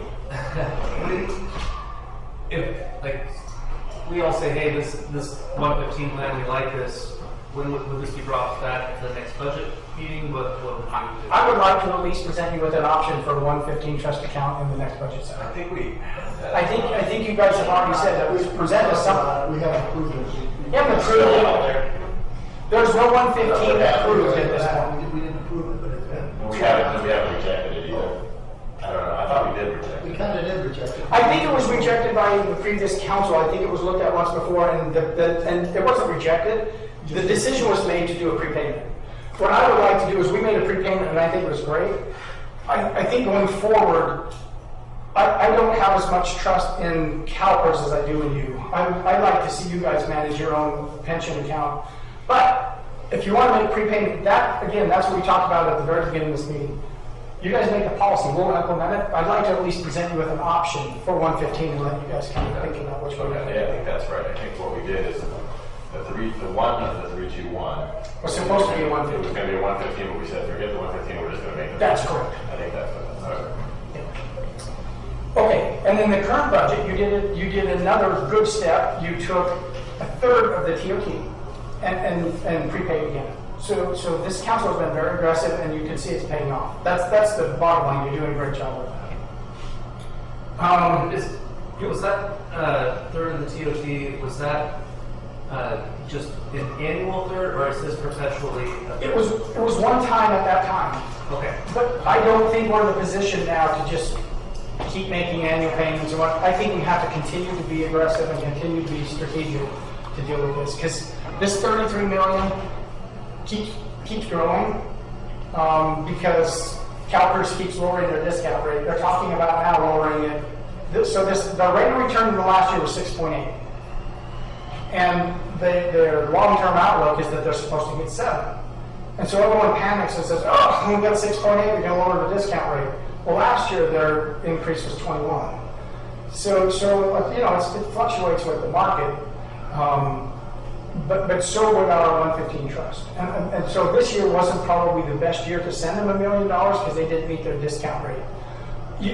If I knew in advance, I probably wouldn't work here. If I knew where the economy was going to be a year from now, I probably wouldn't work here.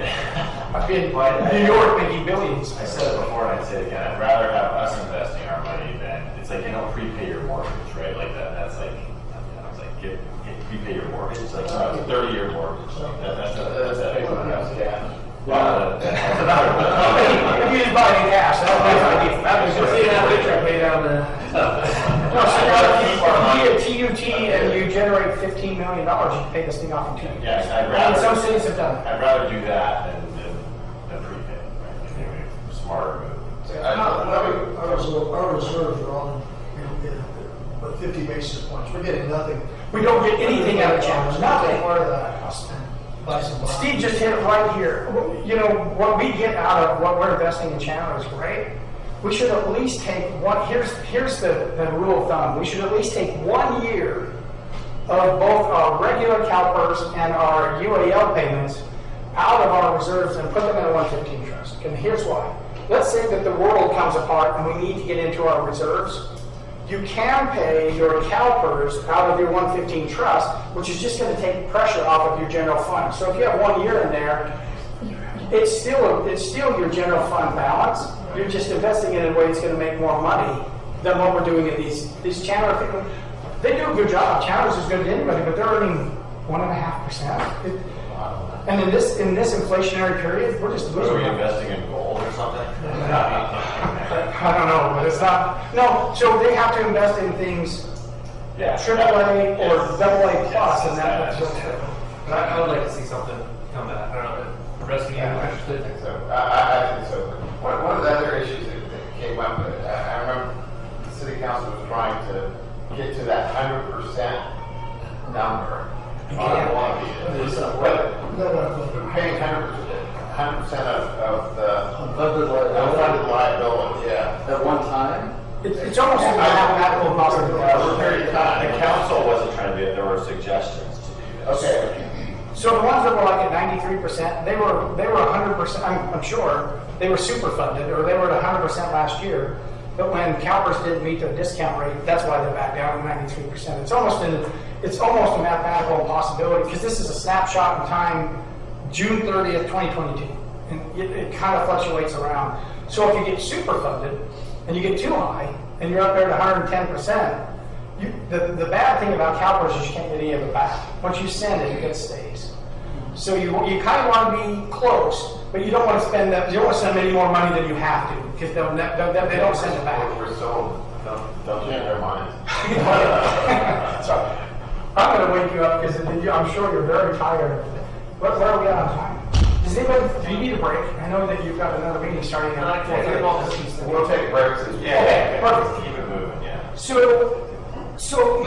sorry, you sure you want to talk more about finances, God? That's the stuff. This is as fun as this gets? Yeah, no, this was fun. This is what I do.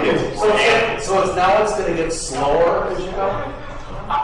Samantha, not everybody can play kickball for a living. Someone's going to take everybody. Games real quick. What's We're that? good at games. I can do some games. Yes, come up here and do a game for me. Okay. So anyway,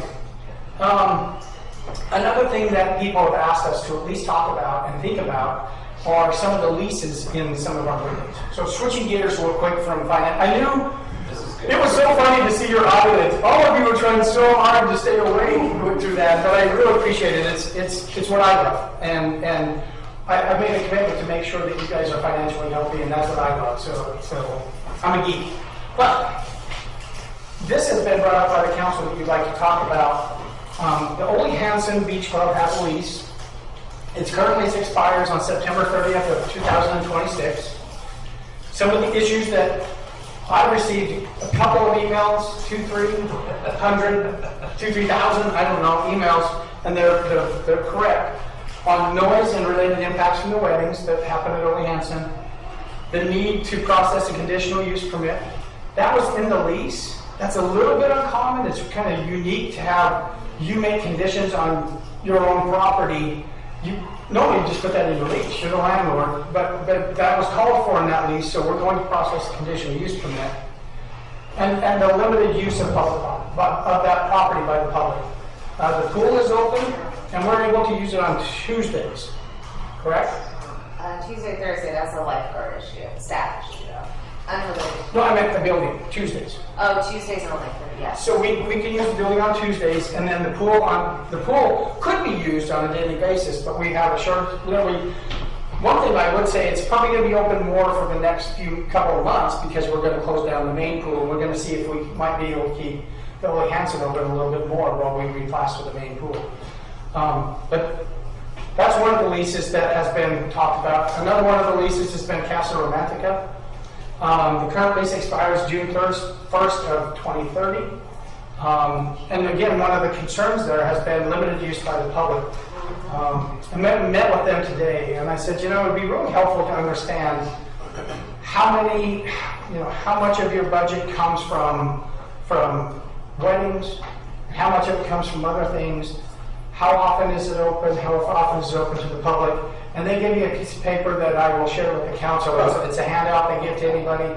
I know there's been a request. I had a meeting with they have two executive directors now instead of one. And they said, I said, there's been a request by the council to at least have an ex officio member sit on your board. So there's better communication going back and forth. Councilor Cabral and I made that request when we were at the last meeting with the board. They said they weren't interested. Maybe that's a fair way to say that. It wasn't no. It was no. But This is on which property? Casa Romantica. Casa Romantica. But I met with the executive directors today, and I met with a couple of board members, and I said, you know what? We think it'd be a really good idea to have one of the council members sit as an ex officio member on the board. So I thought that was great progress. I'll follow through on that, and then you guys can make an appointment. I think that would be helpful just to understand kind of the workings of Casa Romantica. How much money does the city make off of Casa Romantica? The city doesn't make money on It costs that lease. Yeah, with all the we have weddings- revenue off this lease. We don't have revenue from this. So Casa Romantica is a money loser. At least 10 million this year. Well, 9 million. Well, that's what I mean. And for the city doesn't make anything off of Casa Romantica. I don't think we get all the weddings percentage that of are Casa Normal Romantica. year, right? Not this year, of course, but normal. Yeah, no, I'm throwing out the repair. I had Jonathan and I were looking. I don't think Casa Romantica is there's something about the parking lot, and they pay us, but we give them a loan for the parking lot. I don't want to. No.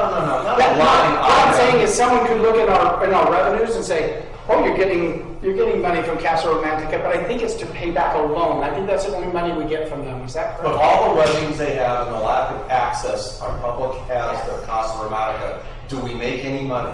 No. Okay. No. The only money they give us is to repay a loan that we gave them. And we actually spend money. Right. So we spend money so they can have weddings there. Okay. So Ole Hansen building, Yes. how much money do we make off of that building a year? So we get a base rate, it's $330,000 a year, I think, and then we get a certain percentage of their profits. What was that in 2022? I would be guessing if I gave you a direct number, but I will.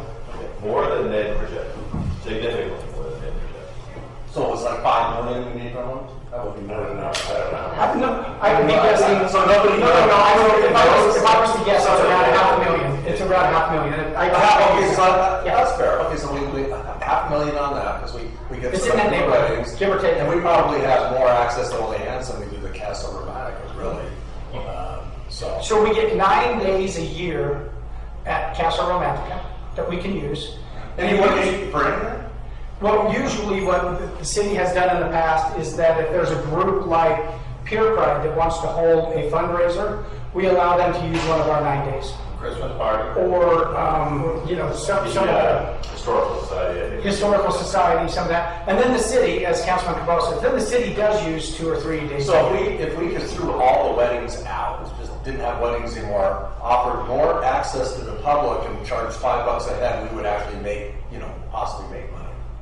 I'm just, Well, just, Yeah. they operate and they do allow, I think it's every school group in the district, or maybe it's the county, right? So they do a lot of things for the larger community, and then they obviously have to pay for staff and upkeep and that kind of thing. Right? So I'm not defending, I'm just making I'm missing a piece of it, which is they do provide a lot of community benefits for free. and I've gotten feedback from kids who have taken this tour, and it's something they look forward to. Really? You talk to the kids? Yeah, I am. Okay. It's not a thrilling thing to go. No. I don't know, my son took it, so he liked it. My daughter's gonna take it next year. They enjoyed it a lot, so I don't know. Maybe it's just a bad day on tour. But wait. If we threw out the weddings, we can still have the schools in there. We can have them in there 5 days a week. They don't pay for the operation. Don't forget that. Right? So that's how they pay for their staff and the upkeep and Their all that. weddings are about 36. Weddings and private events are 36% of their budget. Right. So without that, their budget would be underwater, basically. Right? Why do they So you not can't pay? like leave that part out of it and say all of the others would be the same, right? So everything's sort of connected. Just make it The other lease, and this one is, no, I've thrown them all up there and then you guys can talk about them because this is clearly a policy issue. The current lease at the municipal golf course expires in 2027. Some of the concerns that have been raised to me is that the restaurant is not open in accordance with the lease agreement. They're supposed to be open from dawn to dusk, kind of follow the sun during the golf season, and that the weddings are a priority over the restaurant use. They always seem to have plenty of employees to do the weddings, but don't seem to have enough employees to keep the restaurant open. So that has been some of the concerns that have been raised on that particular lease. In fact, I've been there many times. They have absolutely zero commitment to running a restaurant. Zero. There's a snack bar, there is no restaurant. Yeah, the snack bar, the snack bar down below. The snack bar, but down below, they do that. There's never a bartender there, ever. Well, the bartender, occasionally, they have one bartender there occasionally, but, The point is that there's no restaurant. There really there is. really is. There's no commitment to improving that restaurant. I mean, because It's not like most golf courses where you get done playing golf, you have a drink and have a sandwich. That's not That's not that. the golfers were saying, let's go. Close the tavern, now that it's closed, Yeah. Well, there's nothing built. Let's just go to Rick's house. So on that particular one, Samantha did talk to them recently, and I don't know if you have an update or can just tell them what you heard recently here. Yeah, they've been given a memo of actions that need to be corrected. And so they're working through that list. They have gone through a series of management changes, which is quite frankly typical with a bigger organization. Wedgwood is a national banquet and event operation now. The wedding venue, their wedding venue. Yes, they weren't that when we started our lease agreement with them. They were much smaller and California based. They're huge now, and it's not an excuse. But so the council has some perspective. That's what I hear is, oh, we have a new regional manager, and she's going to save the day. So I'm working, as I said, I'm working through this list of corrections that need to be taken with them. The restaurant is a big piece. Recently, the restaurant's been closed because the water heater is broken. And I'm confident to tell you that it's because they're not maintaining that facility either. So it's a battle I'm fighting, but I do have a path with them to remedy it. These are the folks who want to operate the theater. Wait, it's the same. It is? So one of the things that Not here. one of the things that you have asked Elizabeth and I to do, and we will commit to that, is as these leases expire and new leases come online, that we do adhere to what the state constitution anticipates, which is that there aren't the gift of public funds. To make sure that they are paying market rate, that the taxpayers, you, me, none of us own those buildings, it's the residents. And so the residents should make sure that they're getting a good, fair investment on their buildings, return on their buildings. So we'll do that. The other thing that we want to do is make sure that we adhere to, again, it went back to an earlier conversation about a little bit of tradition here and a little bit of history. There has been, and maybe rightfully so, there has been kind of a reluctance to come down hard when people aren't necessarily living up to their leases or whatever the case may be. If the council would like us to be more aggressive in pursuing, but you have 2 weeks to remedy this or you're out, we're very, very happy to be more aggressive, but that's kind of this policy thing. That's kind of been the theme tonight. If the policy of the council is to be more aggressive on these leases, we'll do it. And if it's, keep working with them, they've been partners, they're trying to hang in there, we'll do that as well. The biggest one that of course you hear about the most is Ole Hansen and the noise, and for good or bad, I think that 24 Carats is probably, it's not a fledgling company. I think that they actually are doing quite well financially.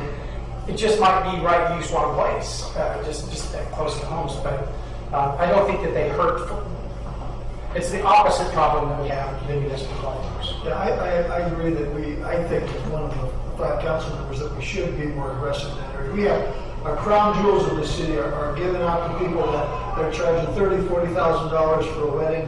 And I don't think that our revenue matches the revenue that they're receiving, and I think it needs to be a little more tied to the actual market. If that were my personal asset, I wouldn't be renting it for $350 a year. I'd be renting it for 6 or 7 or 8 or getting 50% of the profit off of it. But another thing is we have this long-term mindset of, well, they've been there forever. We've always done it that way. In the farmers market, we don't know anything about the revenue there. I found out recently information that I've never known, and that is what he's charging all these vendors. And I'm doing some simple math. He pays $300 a month. My guess is he's probably making $15,000, $20,000 a month on the rental on those vendors that are there. I've talked to some of the vendors. They've been there forever, and they're not going anywhere because they love it. And it's a local guy, knows a lot of people. But I'm thinking they're taking over Del Mar with the equivalent of probably 5 cents a square foot for our premium public parking on a major weekend. So I think we just need to look at this. We need to be fair with people, just like them, in terms of the rent and lease. We need to make sure that we're proper guardians and fiduciaries of the public fund. Down to that, we charge all the restaurants for use of 2 parking spaces. We charge them a lot of money. A lot more than we're charging. He's taking up, 30, 40 spaces. I don't know if we're charging them.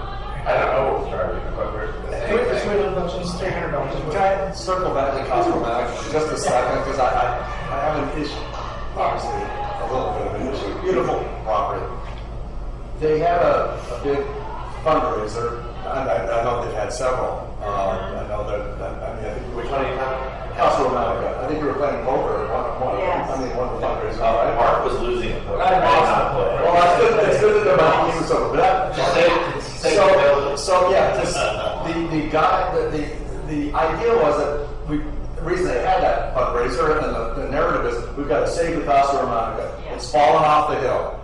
Well, the city's paying $8 million, $8.5 million. Is the Casa Romanica? They're going to write a check for whatever they made on your poker thing, right? I mean, they're paying that. I think it's a valid question to ask. What They used it as a fundraiser to build up their foundation, and they're not planning on giving a dime back to the city. And we're actually the one that's repairing it.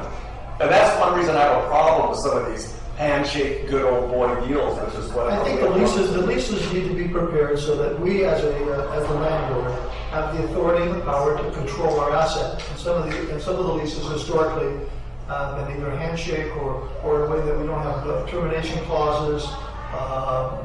The ability to simply control. We have a nuisance problem like Ole Hansen with all the noise. We have to be able to just immediately control that, and our leases don't allow for it. It's probably I'll tell you about Ole Hansen because I did review that lease. Essentially, there's 20 things it could do, and the last line says an occasional wedding. That doesn't say. I mean, they have 4 times a week. That's not closing down. That's not closing down every evening for a wedding. I mean, it's 20 items, and most of them are great things. educational programs, the school program. All of them are in there, but it's turned into a wedding venue. And actually, if you read the articles about why the city bought this, we bought it because we didn't want it to be a wedding venue. We bought it so that it could be open to the public, so that the public could use it. And now, Which one do you think? only, Casa Romana. Yeah. Casa Romana, Thursday, Friday, Saturday night, when I'd rather it be a restaurant where we get tons of money. And that's one of the other things we didn't want it to be a restaurant. But we got to get people, in these buildings and prime time. I think what we're hearing, and I want to make sure we can move on. I think what we are hearing, I think there is consensus. We want to take a close look at all these leases, right? Like really understand what's going on. I don't think we've done that, and we've sort of ridden along on how it's always been a little bit. I agree on that. So I think we should take a very close look. But when we do that, we have to take into all the factors into account, right? Because there's other things going on that we're not talking about. But I think we should certainly. And certainly in the interest of the residents, this is their facilities, that we should be really understanding a lot better than we do what's going on with the leases. And if I could add to that, going forward in future leases that we work out, or future deals that we have private-public workings, that we really make sure they are in the public's best interest, and that we put in these safeguards that weren't put in. And there would be a way on this, only Hanson or the 24 carats. I know, I can't remember how many you were on the council. I think you were, and Steve, when they figure, well, we can't put a limit on their lease because they're booked out for 5 years. Yeah. So we have to let them stay there for 5 years. Well, in 5 years, we'll be booked out for, there's some weird dynamics. You had to do with COVID, but They shut basically, down for COVID, and they weren't getting revenue, so we extended a year. But they did use that argument to leapfrog. So they tried to keep on using it to where it was a perpetual. there is a logic behind that too, right? Like they have to be able to, people book their weddings out that far, right? Like so if everybody knows that they might be out of there on June 30th, 2026, or let's say it's 2025, their revenue is going to be down right now because people aren't going to book. Right? So they do have a perpetuity forever for them to be able to have a lease that. But the logic is sound. No, You're not making it up, right? Like it's true that you have to have predictability to get the bookings, right? Yeah. I understand the dynamic, but then the city's never able to get out of the lease. You can book 2 years in advance, but I guarantee if that venue was open next month, there'd be people in line to use that facility next month for a wedding. At some point, you have to have like a cool off period or something. If you wanted to get rid of them, They may negotiate the lease right now if they want, which I don't think.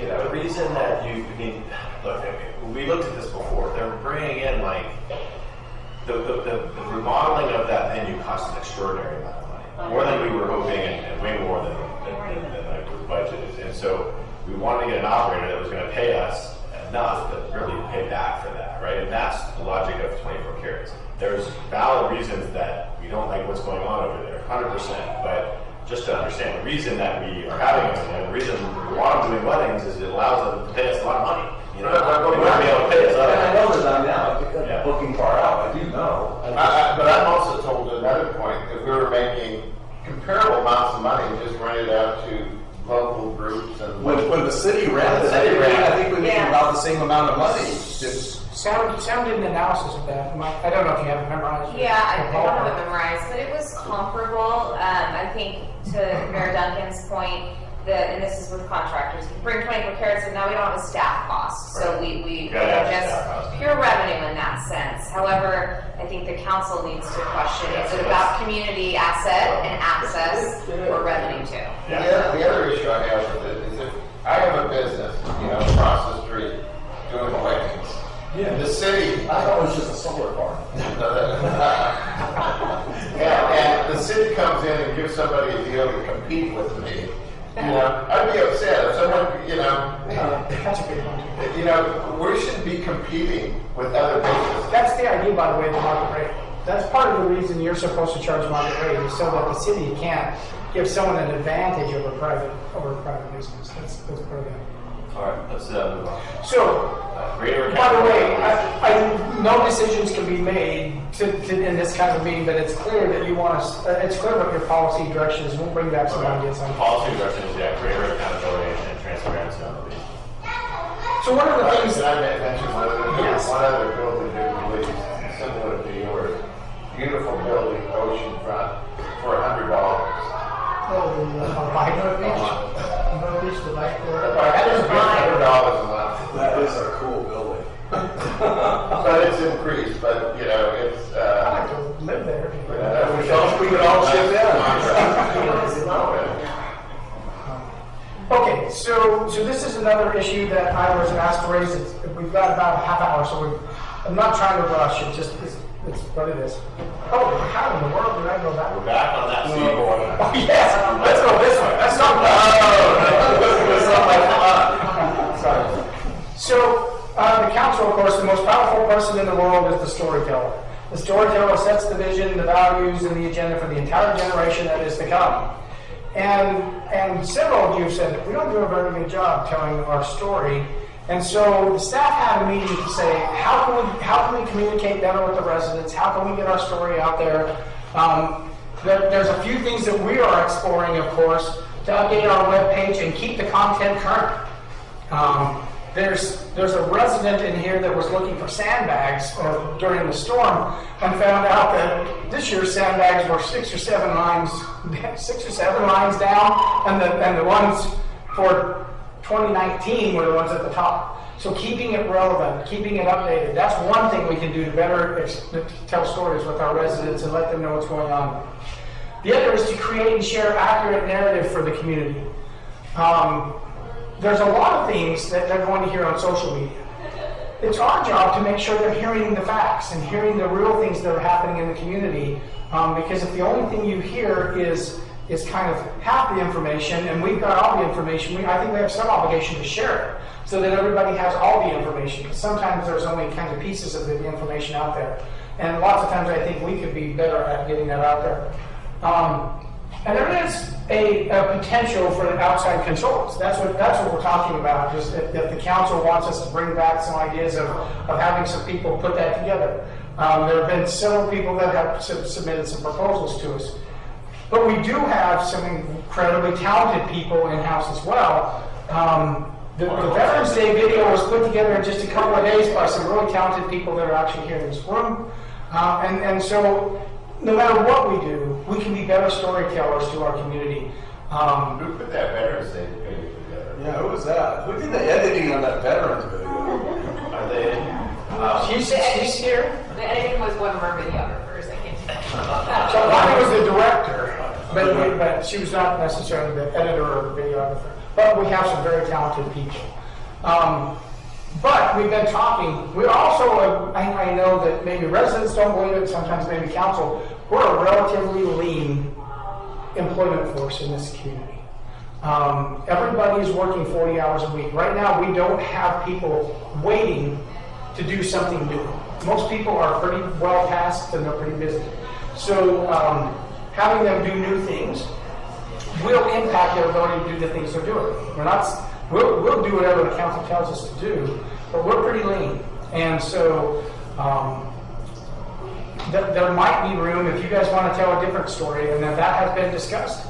I was asked to put that on for further discussion, so I don't know if anybody wants to. If we could do one thing, can we change the sand-pavilion.org?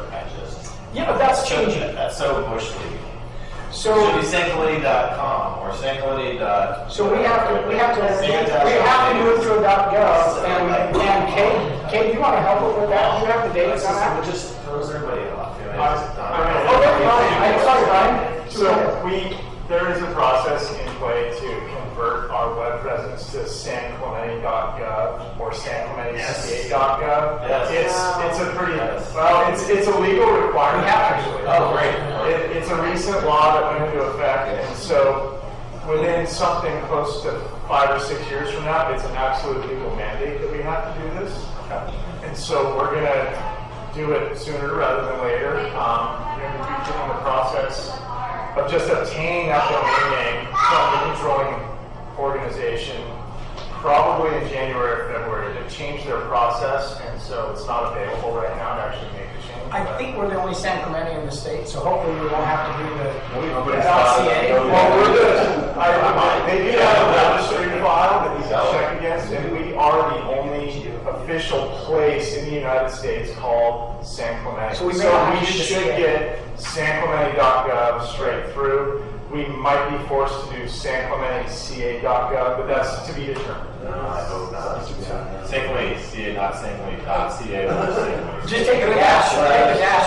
No backslashes, no underscores. I mean, it's not 1981, right? I think we can do this. Just a couple things on tech on this. I would love to see an updated website. I think ours is long overdue for an overhaul. Part of it is self-imposed. We need to update what we have today. Yeah. It's kind of dated. Look on the web page when you come Yes. on. I mean, most of these have like a It's in the picture and wordy, and right? it's easy to navigate. This is Our website's horrible to navigate. We've already told you. Yeah, that. so the company we have, go ahead, Ryan. Well, we've had some talks with the company we currently contract with for our website. We built it out nearly 10 years ago now. And we've received some preliminary numbers and ideas about what we could do with that company. However, in our recent internal meeting with Andy, it was determined that for something in this scope, we should probably conduct an RFP and open it up to the opportunity to more than one vendor. And so that's our current trajectory, is working on a request for proposal for a complete new website that would include a much more modern looking feel, and things like a mobile app or a 311 reporting type application. I was just going to mention the mobile app would be really nice. I think you just go to 10 big cities or 20 big cities, look at their webpage. One of them will pop and say, "This is what we want." Yeah, even some small cities. Yeah, they're just web pages you look at and say, wow, that one's easy to navigate. And that's This is an example, right? So that we make the policy decision to go out and improve the website and update the website, make it user friendly, and have have these options at other cities. We don't say, and we want to have, we're going to give you a list of 100 things that these to be like. That's not what we should be doing. We should be letting staff. All we're saying is better website, right? it's clear you don't like our website. We don't need it. We're going to get it updated. Yeah.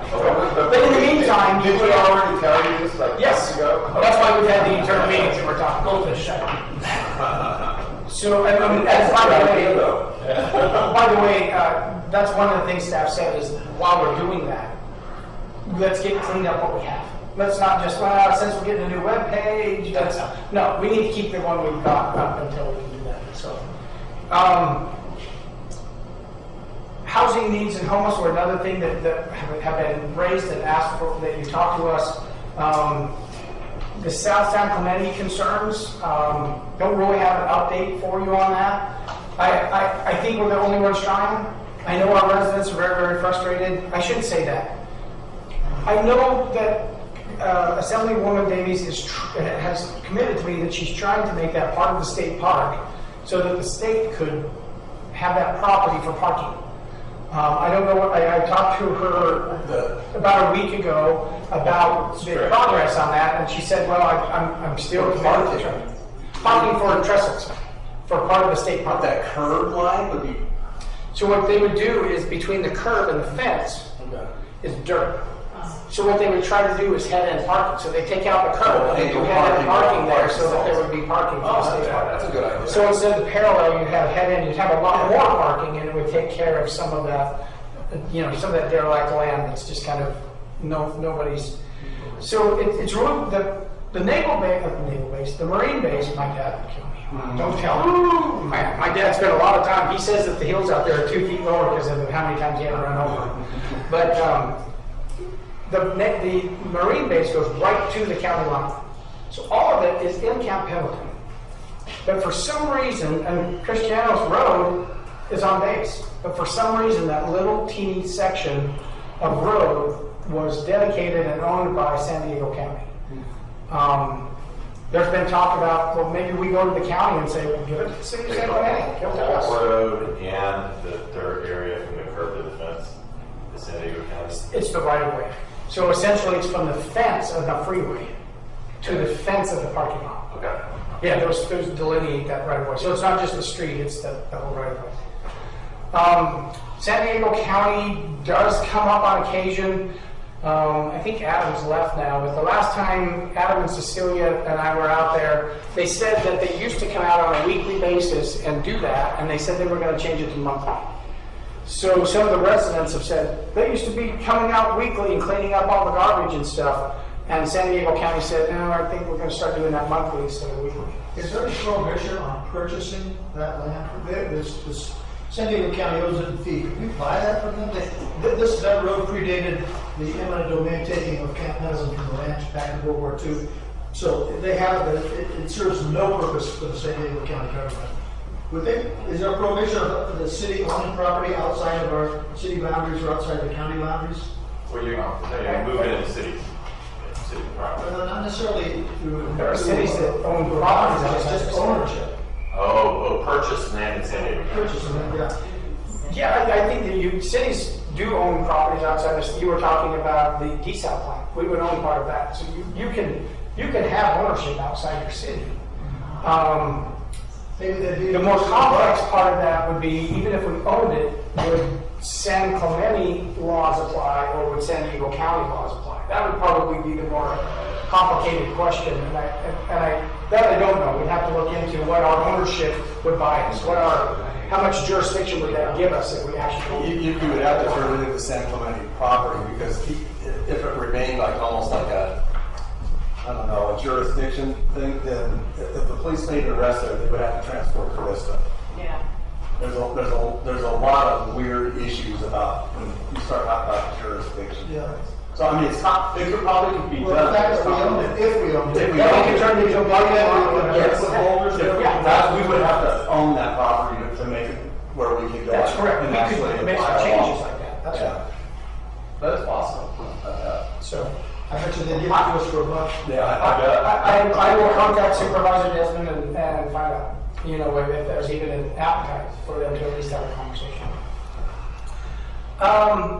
So on housing and homelessness, one thing that I've heard from all the council members, and so we're looking at various locations.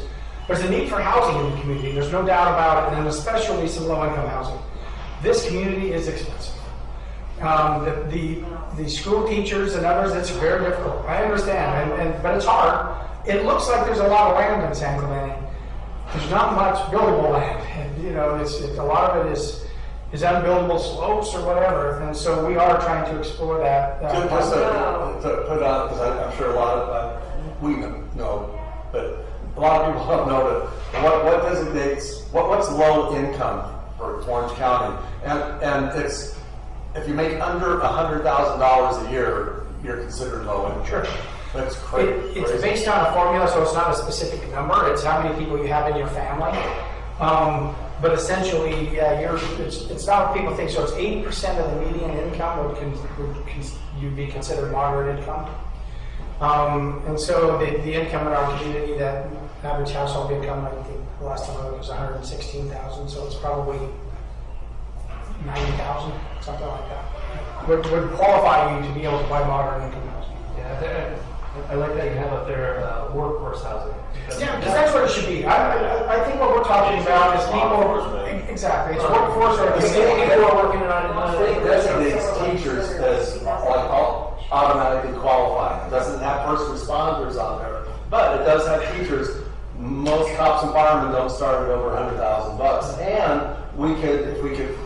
And we've been talking about this, trying to find locations with Jamboree, who has done some incredible things in Anaheim. And it's low-income housing. It's not shelters. They do have some small portion of permanent supportive housing, but units that we toured, they were beautiful. I mean, it would be nice in this city if we had, and we could target. I guess under the law, we could target veterans. So here's a fundamental question about all of this. When we control the property, I kind of understand how this works, right? And all of that. But we don't barely control any of the property where there might be housing, right? What's our role when in trying to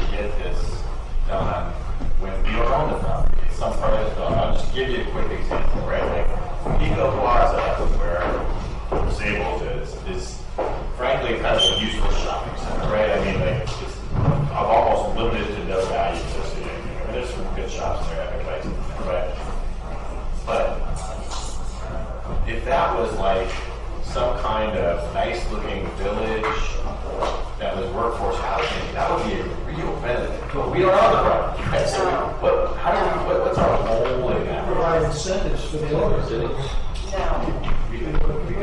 kind of incentives? Zoning, change in zoning, waiver of fees, we could do all sorts of. We could even do. Is that what they're doing? We could do a tax rebate. That's what I'm asking, is just what. That's what Anaheim is Okay. doing. Partnered with Jamboree, targeted properties and. Yeah, we're privately owned, not city properties, okay? Well, they've done city and. Okay, but I'm saying privately owned. Their tax incentives, rapid permitting. Okay. All, Waiving fees, waiving permitting, rebates even on, If you if do they have a that- job component, TOT, kickback. and If you do that, then they may have better ability to buy the property then, right? Because now we're getting these other benefits. Absolutely. And then they might get county grants or other things that also help.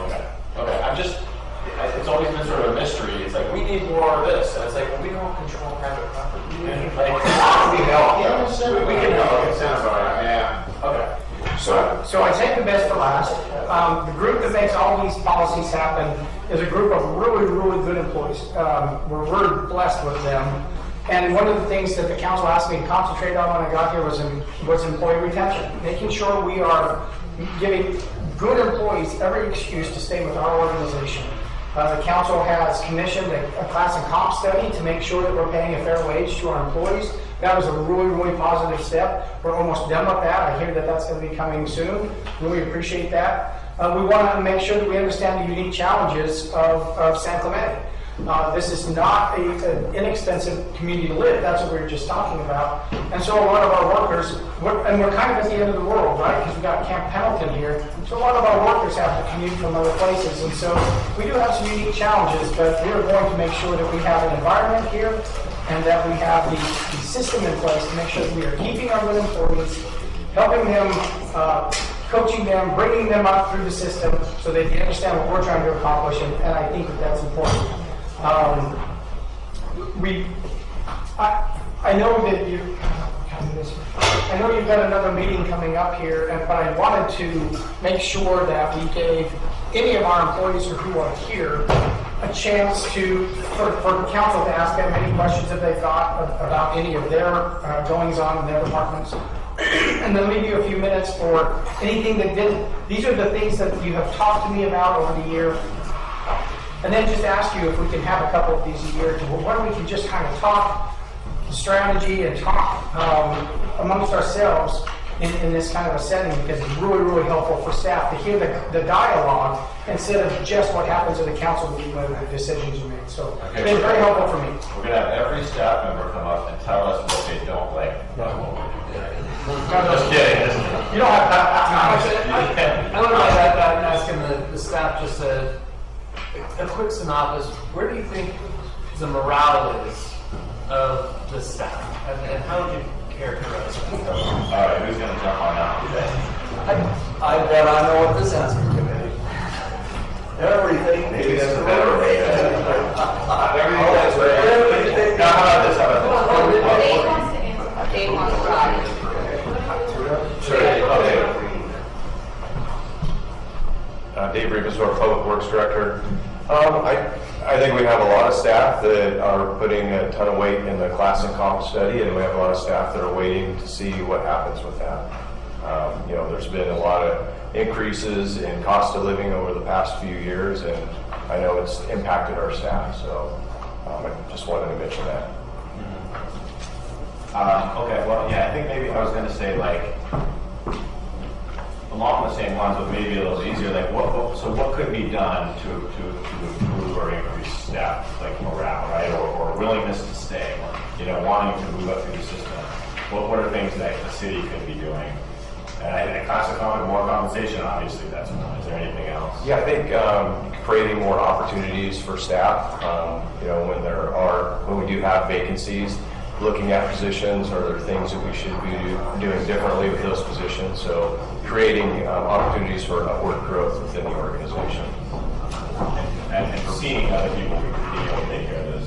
I just want to add to that, we're right, seeing this in the last few years, the last several city managers that we've had, concerns that I've heard is from the management on top and what that organization feels like working under it. And I think the management we have now in Andy, I think, has been a huge quantum leap forward from the last two city managers, in my opinion, in terms of just working relationship and attitude. So I'm really pleased with what I'm seeing about it. I hope that's reflected in the line staff, if that's the question of it. Yeah, we're certainly seeing that. Andy is making himself available and talking to our staff. I don't want to take everyone else's time. Dave, while you're at the podium, can I ask you a question? One of the things that's always concerned me generally about our contracting is change orders, the change order issue. It's always frustrating me from the private sector. Change orders are something that you don't give. But it seems in government, we give them a lot, we give them easy, and the rationale is always, well, we didn't anticipate that in the rainy season it's going to rain. Or that when you're digging a trench, you might come across a stone that needs to be blasted or bulldozed or something. And therefore, we're going to come back. And I've made this point, I know the city manager is addressing it, but that's always been frustrating as the new public works director. I just want to know your thoughts on how we contract to make sure reasonable things are incorporated into the contract so that we don't come back and lose the contract by 20, 30% or whatever. It's certainly difficult. I've been a project manager for many years in my career, and there's always the unknowns out there. And so what we try and do is work with our designers to provide as much information as possible.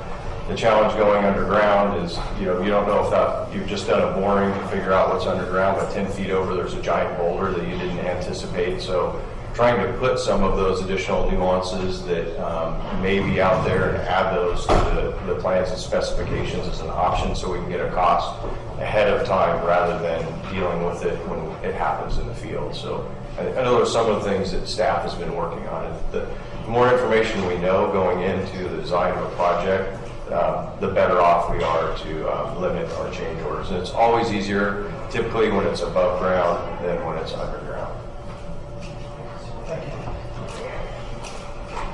How else do we get staff to say something? I mean, you know what I mean? Like it's a tough position, right? It is. No, I didn't mean to put them on the spot. Okay. That wasn't my point. I just wanted to make sure that you guys had a chance to ask any questions of Well, I'll say this. I know it's difficult to sort of raise your hand and say something in a setting like this, but I think I can speak for all of us in saying that we have a kick-ass staff. We realize that, right? We very much value what the city staff does in this town. We have some visibility on what happens in other cities, and we do put a lot of pressure on staff, right? We ask staff to do a lot, but that's because we know that there's the potential to do a lot. It doesn't come from anywhere else, right? So please make sure that gets out there, right? That we're really appreciative, we're pleased, and we want to do things to keep good people. We want to do things so that people feel that they have opportunity to move up. And so if there's a way to communicate that through to us, please use that. Go ahead. I would also add, I try not to talk with staff directly. I try and talk with Andy and communicate through Andy so that I'm not perceived to give direction to staff. I sometimes will ask them a question, but I think that's the appropriate way to work, is to work through Andy and have Andy manage, because I don't manage staff, I don't direct staff, they don't need the That's a good point. Yeah, sometimes people don't appreciate that. It's not appropriate for us to be telling staff what to do, and if we engage with staff, inevitably it might get into that, right? So you're 100% right. We have to go through Andy through the sort of command, and that is the proper way to do that. Or the directors, I guess. And every once in a while I'll do this, right? Because I know Andy's going to call them up and say, tell them this piece of information. And so I'll just ask for that information. I never direct staff. I don't believe I have. Do this and do that. It's more information that I try to get. I think that's where we have to work also. And I give deference to staff. And that's one of the things I think we all have to do, is sort of say, there are staff. We got to give them deference. We got to support them. They're going to make good decisions, and occasionally they may slip. But that's whether they slip or not. I'm behind them 100%. I think that's the way most of us are. And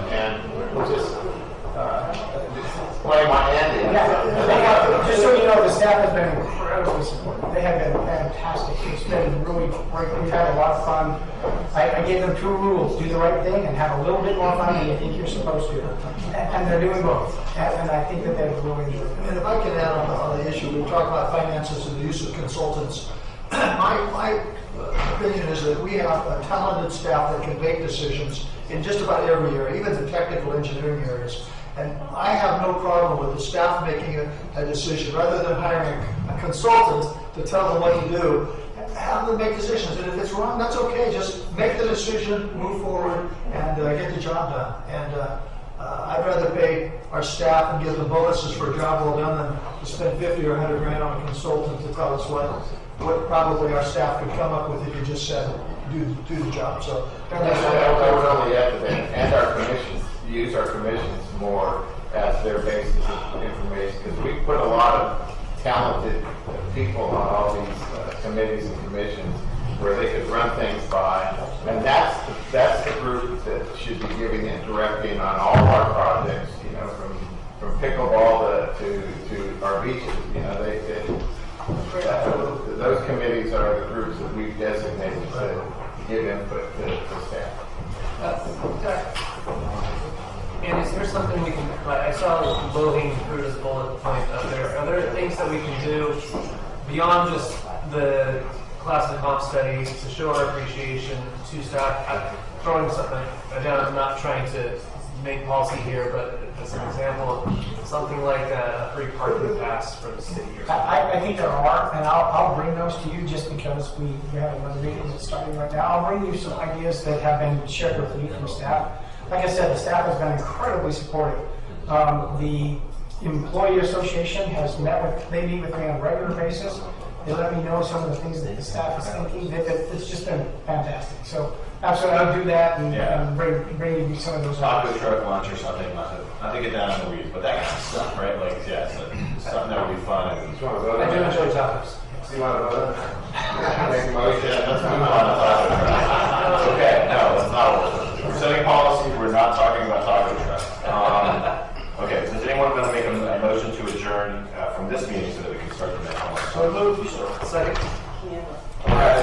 The motion is to adjourn the next regular city council meeting that is scheduled to take place on September 5th, 2023. Closed session for that meeting will begin at 5 p.m. The regular business meeting will begin at 6 p.m. That meeting will take place in the council chambers located at 910 County Bishop, 64620. And please note that the regular meeting is on the 1st. Previously canceled. So Megan, that's the motion. Motion was by Newblock, second was Millmeyer. All in favor? Aye. Any opposed? Thanks, come on. You said that before. Okay, all right, so it's unanimous. And let's do this. This is May.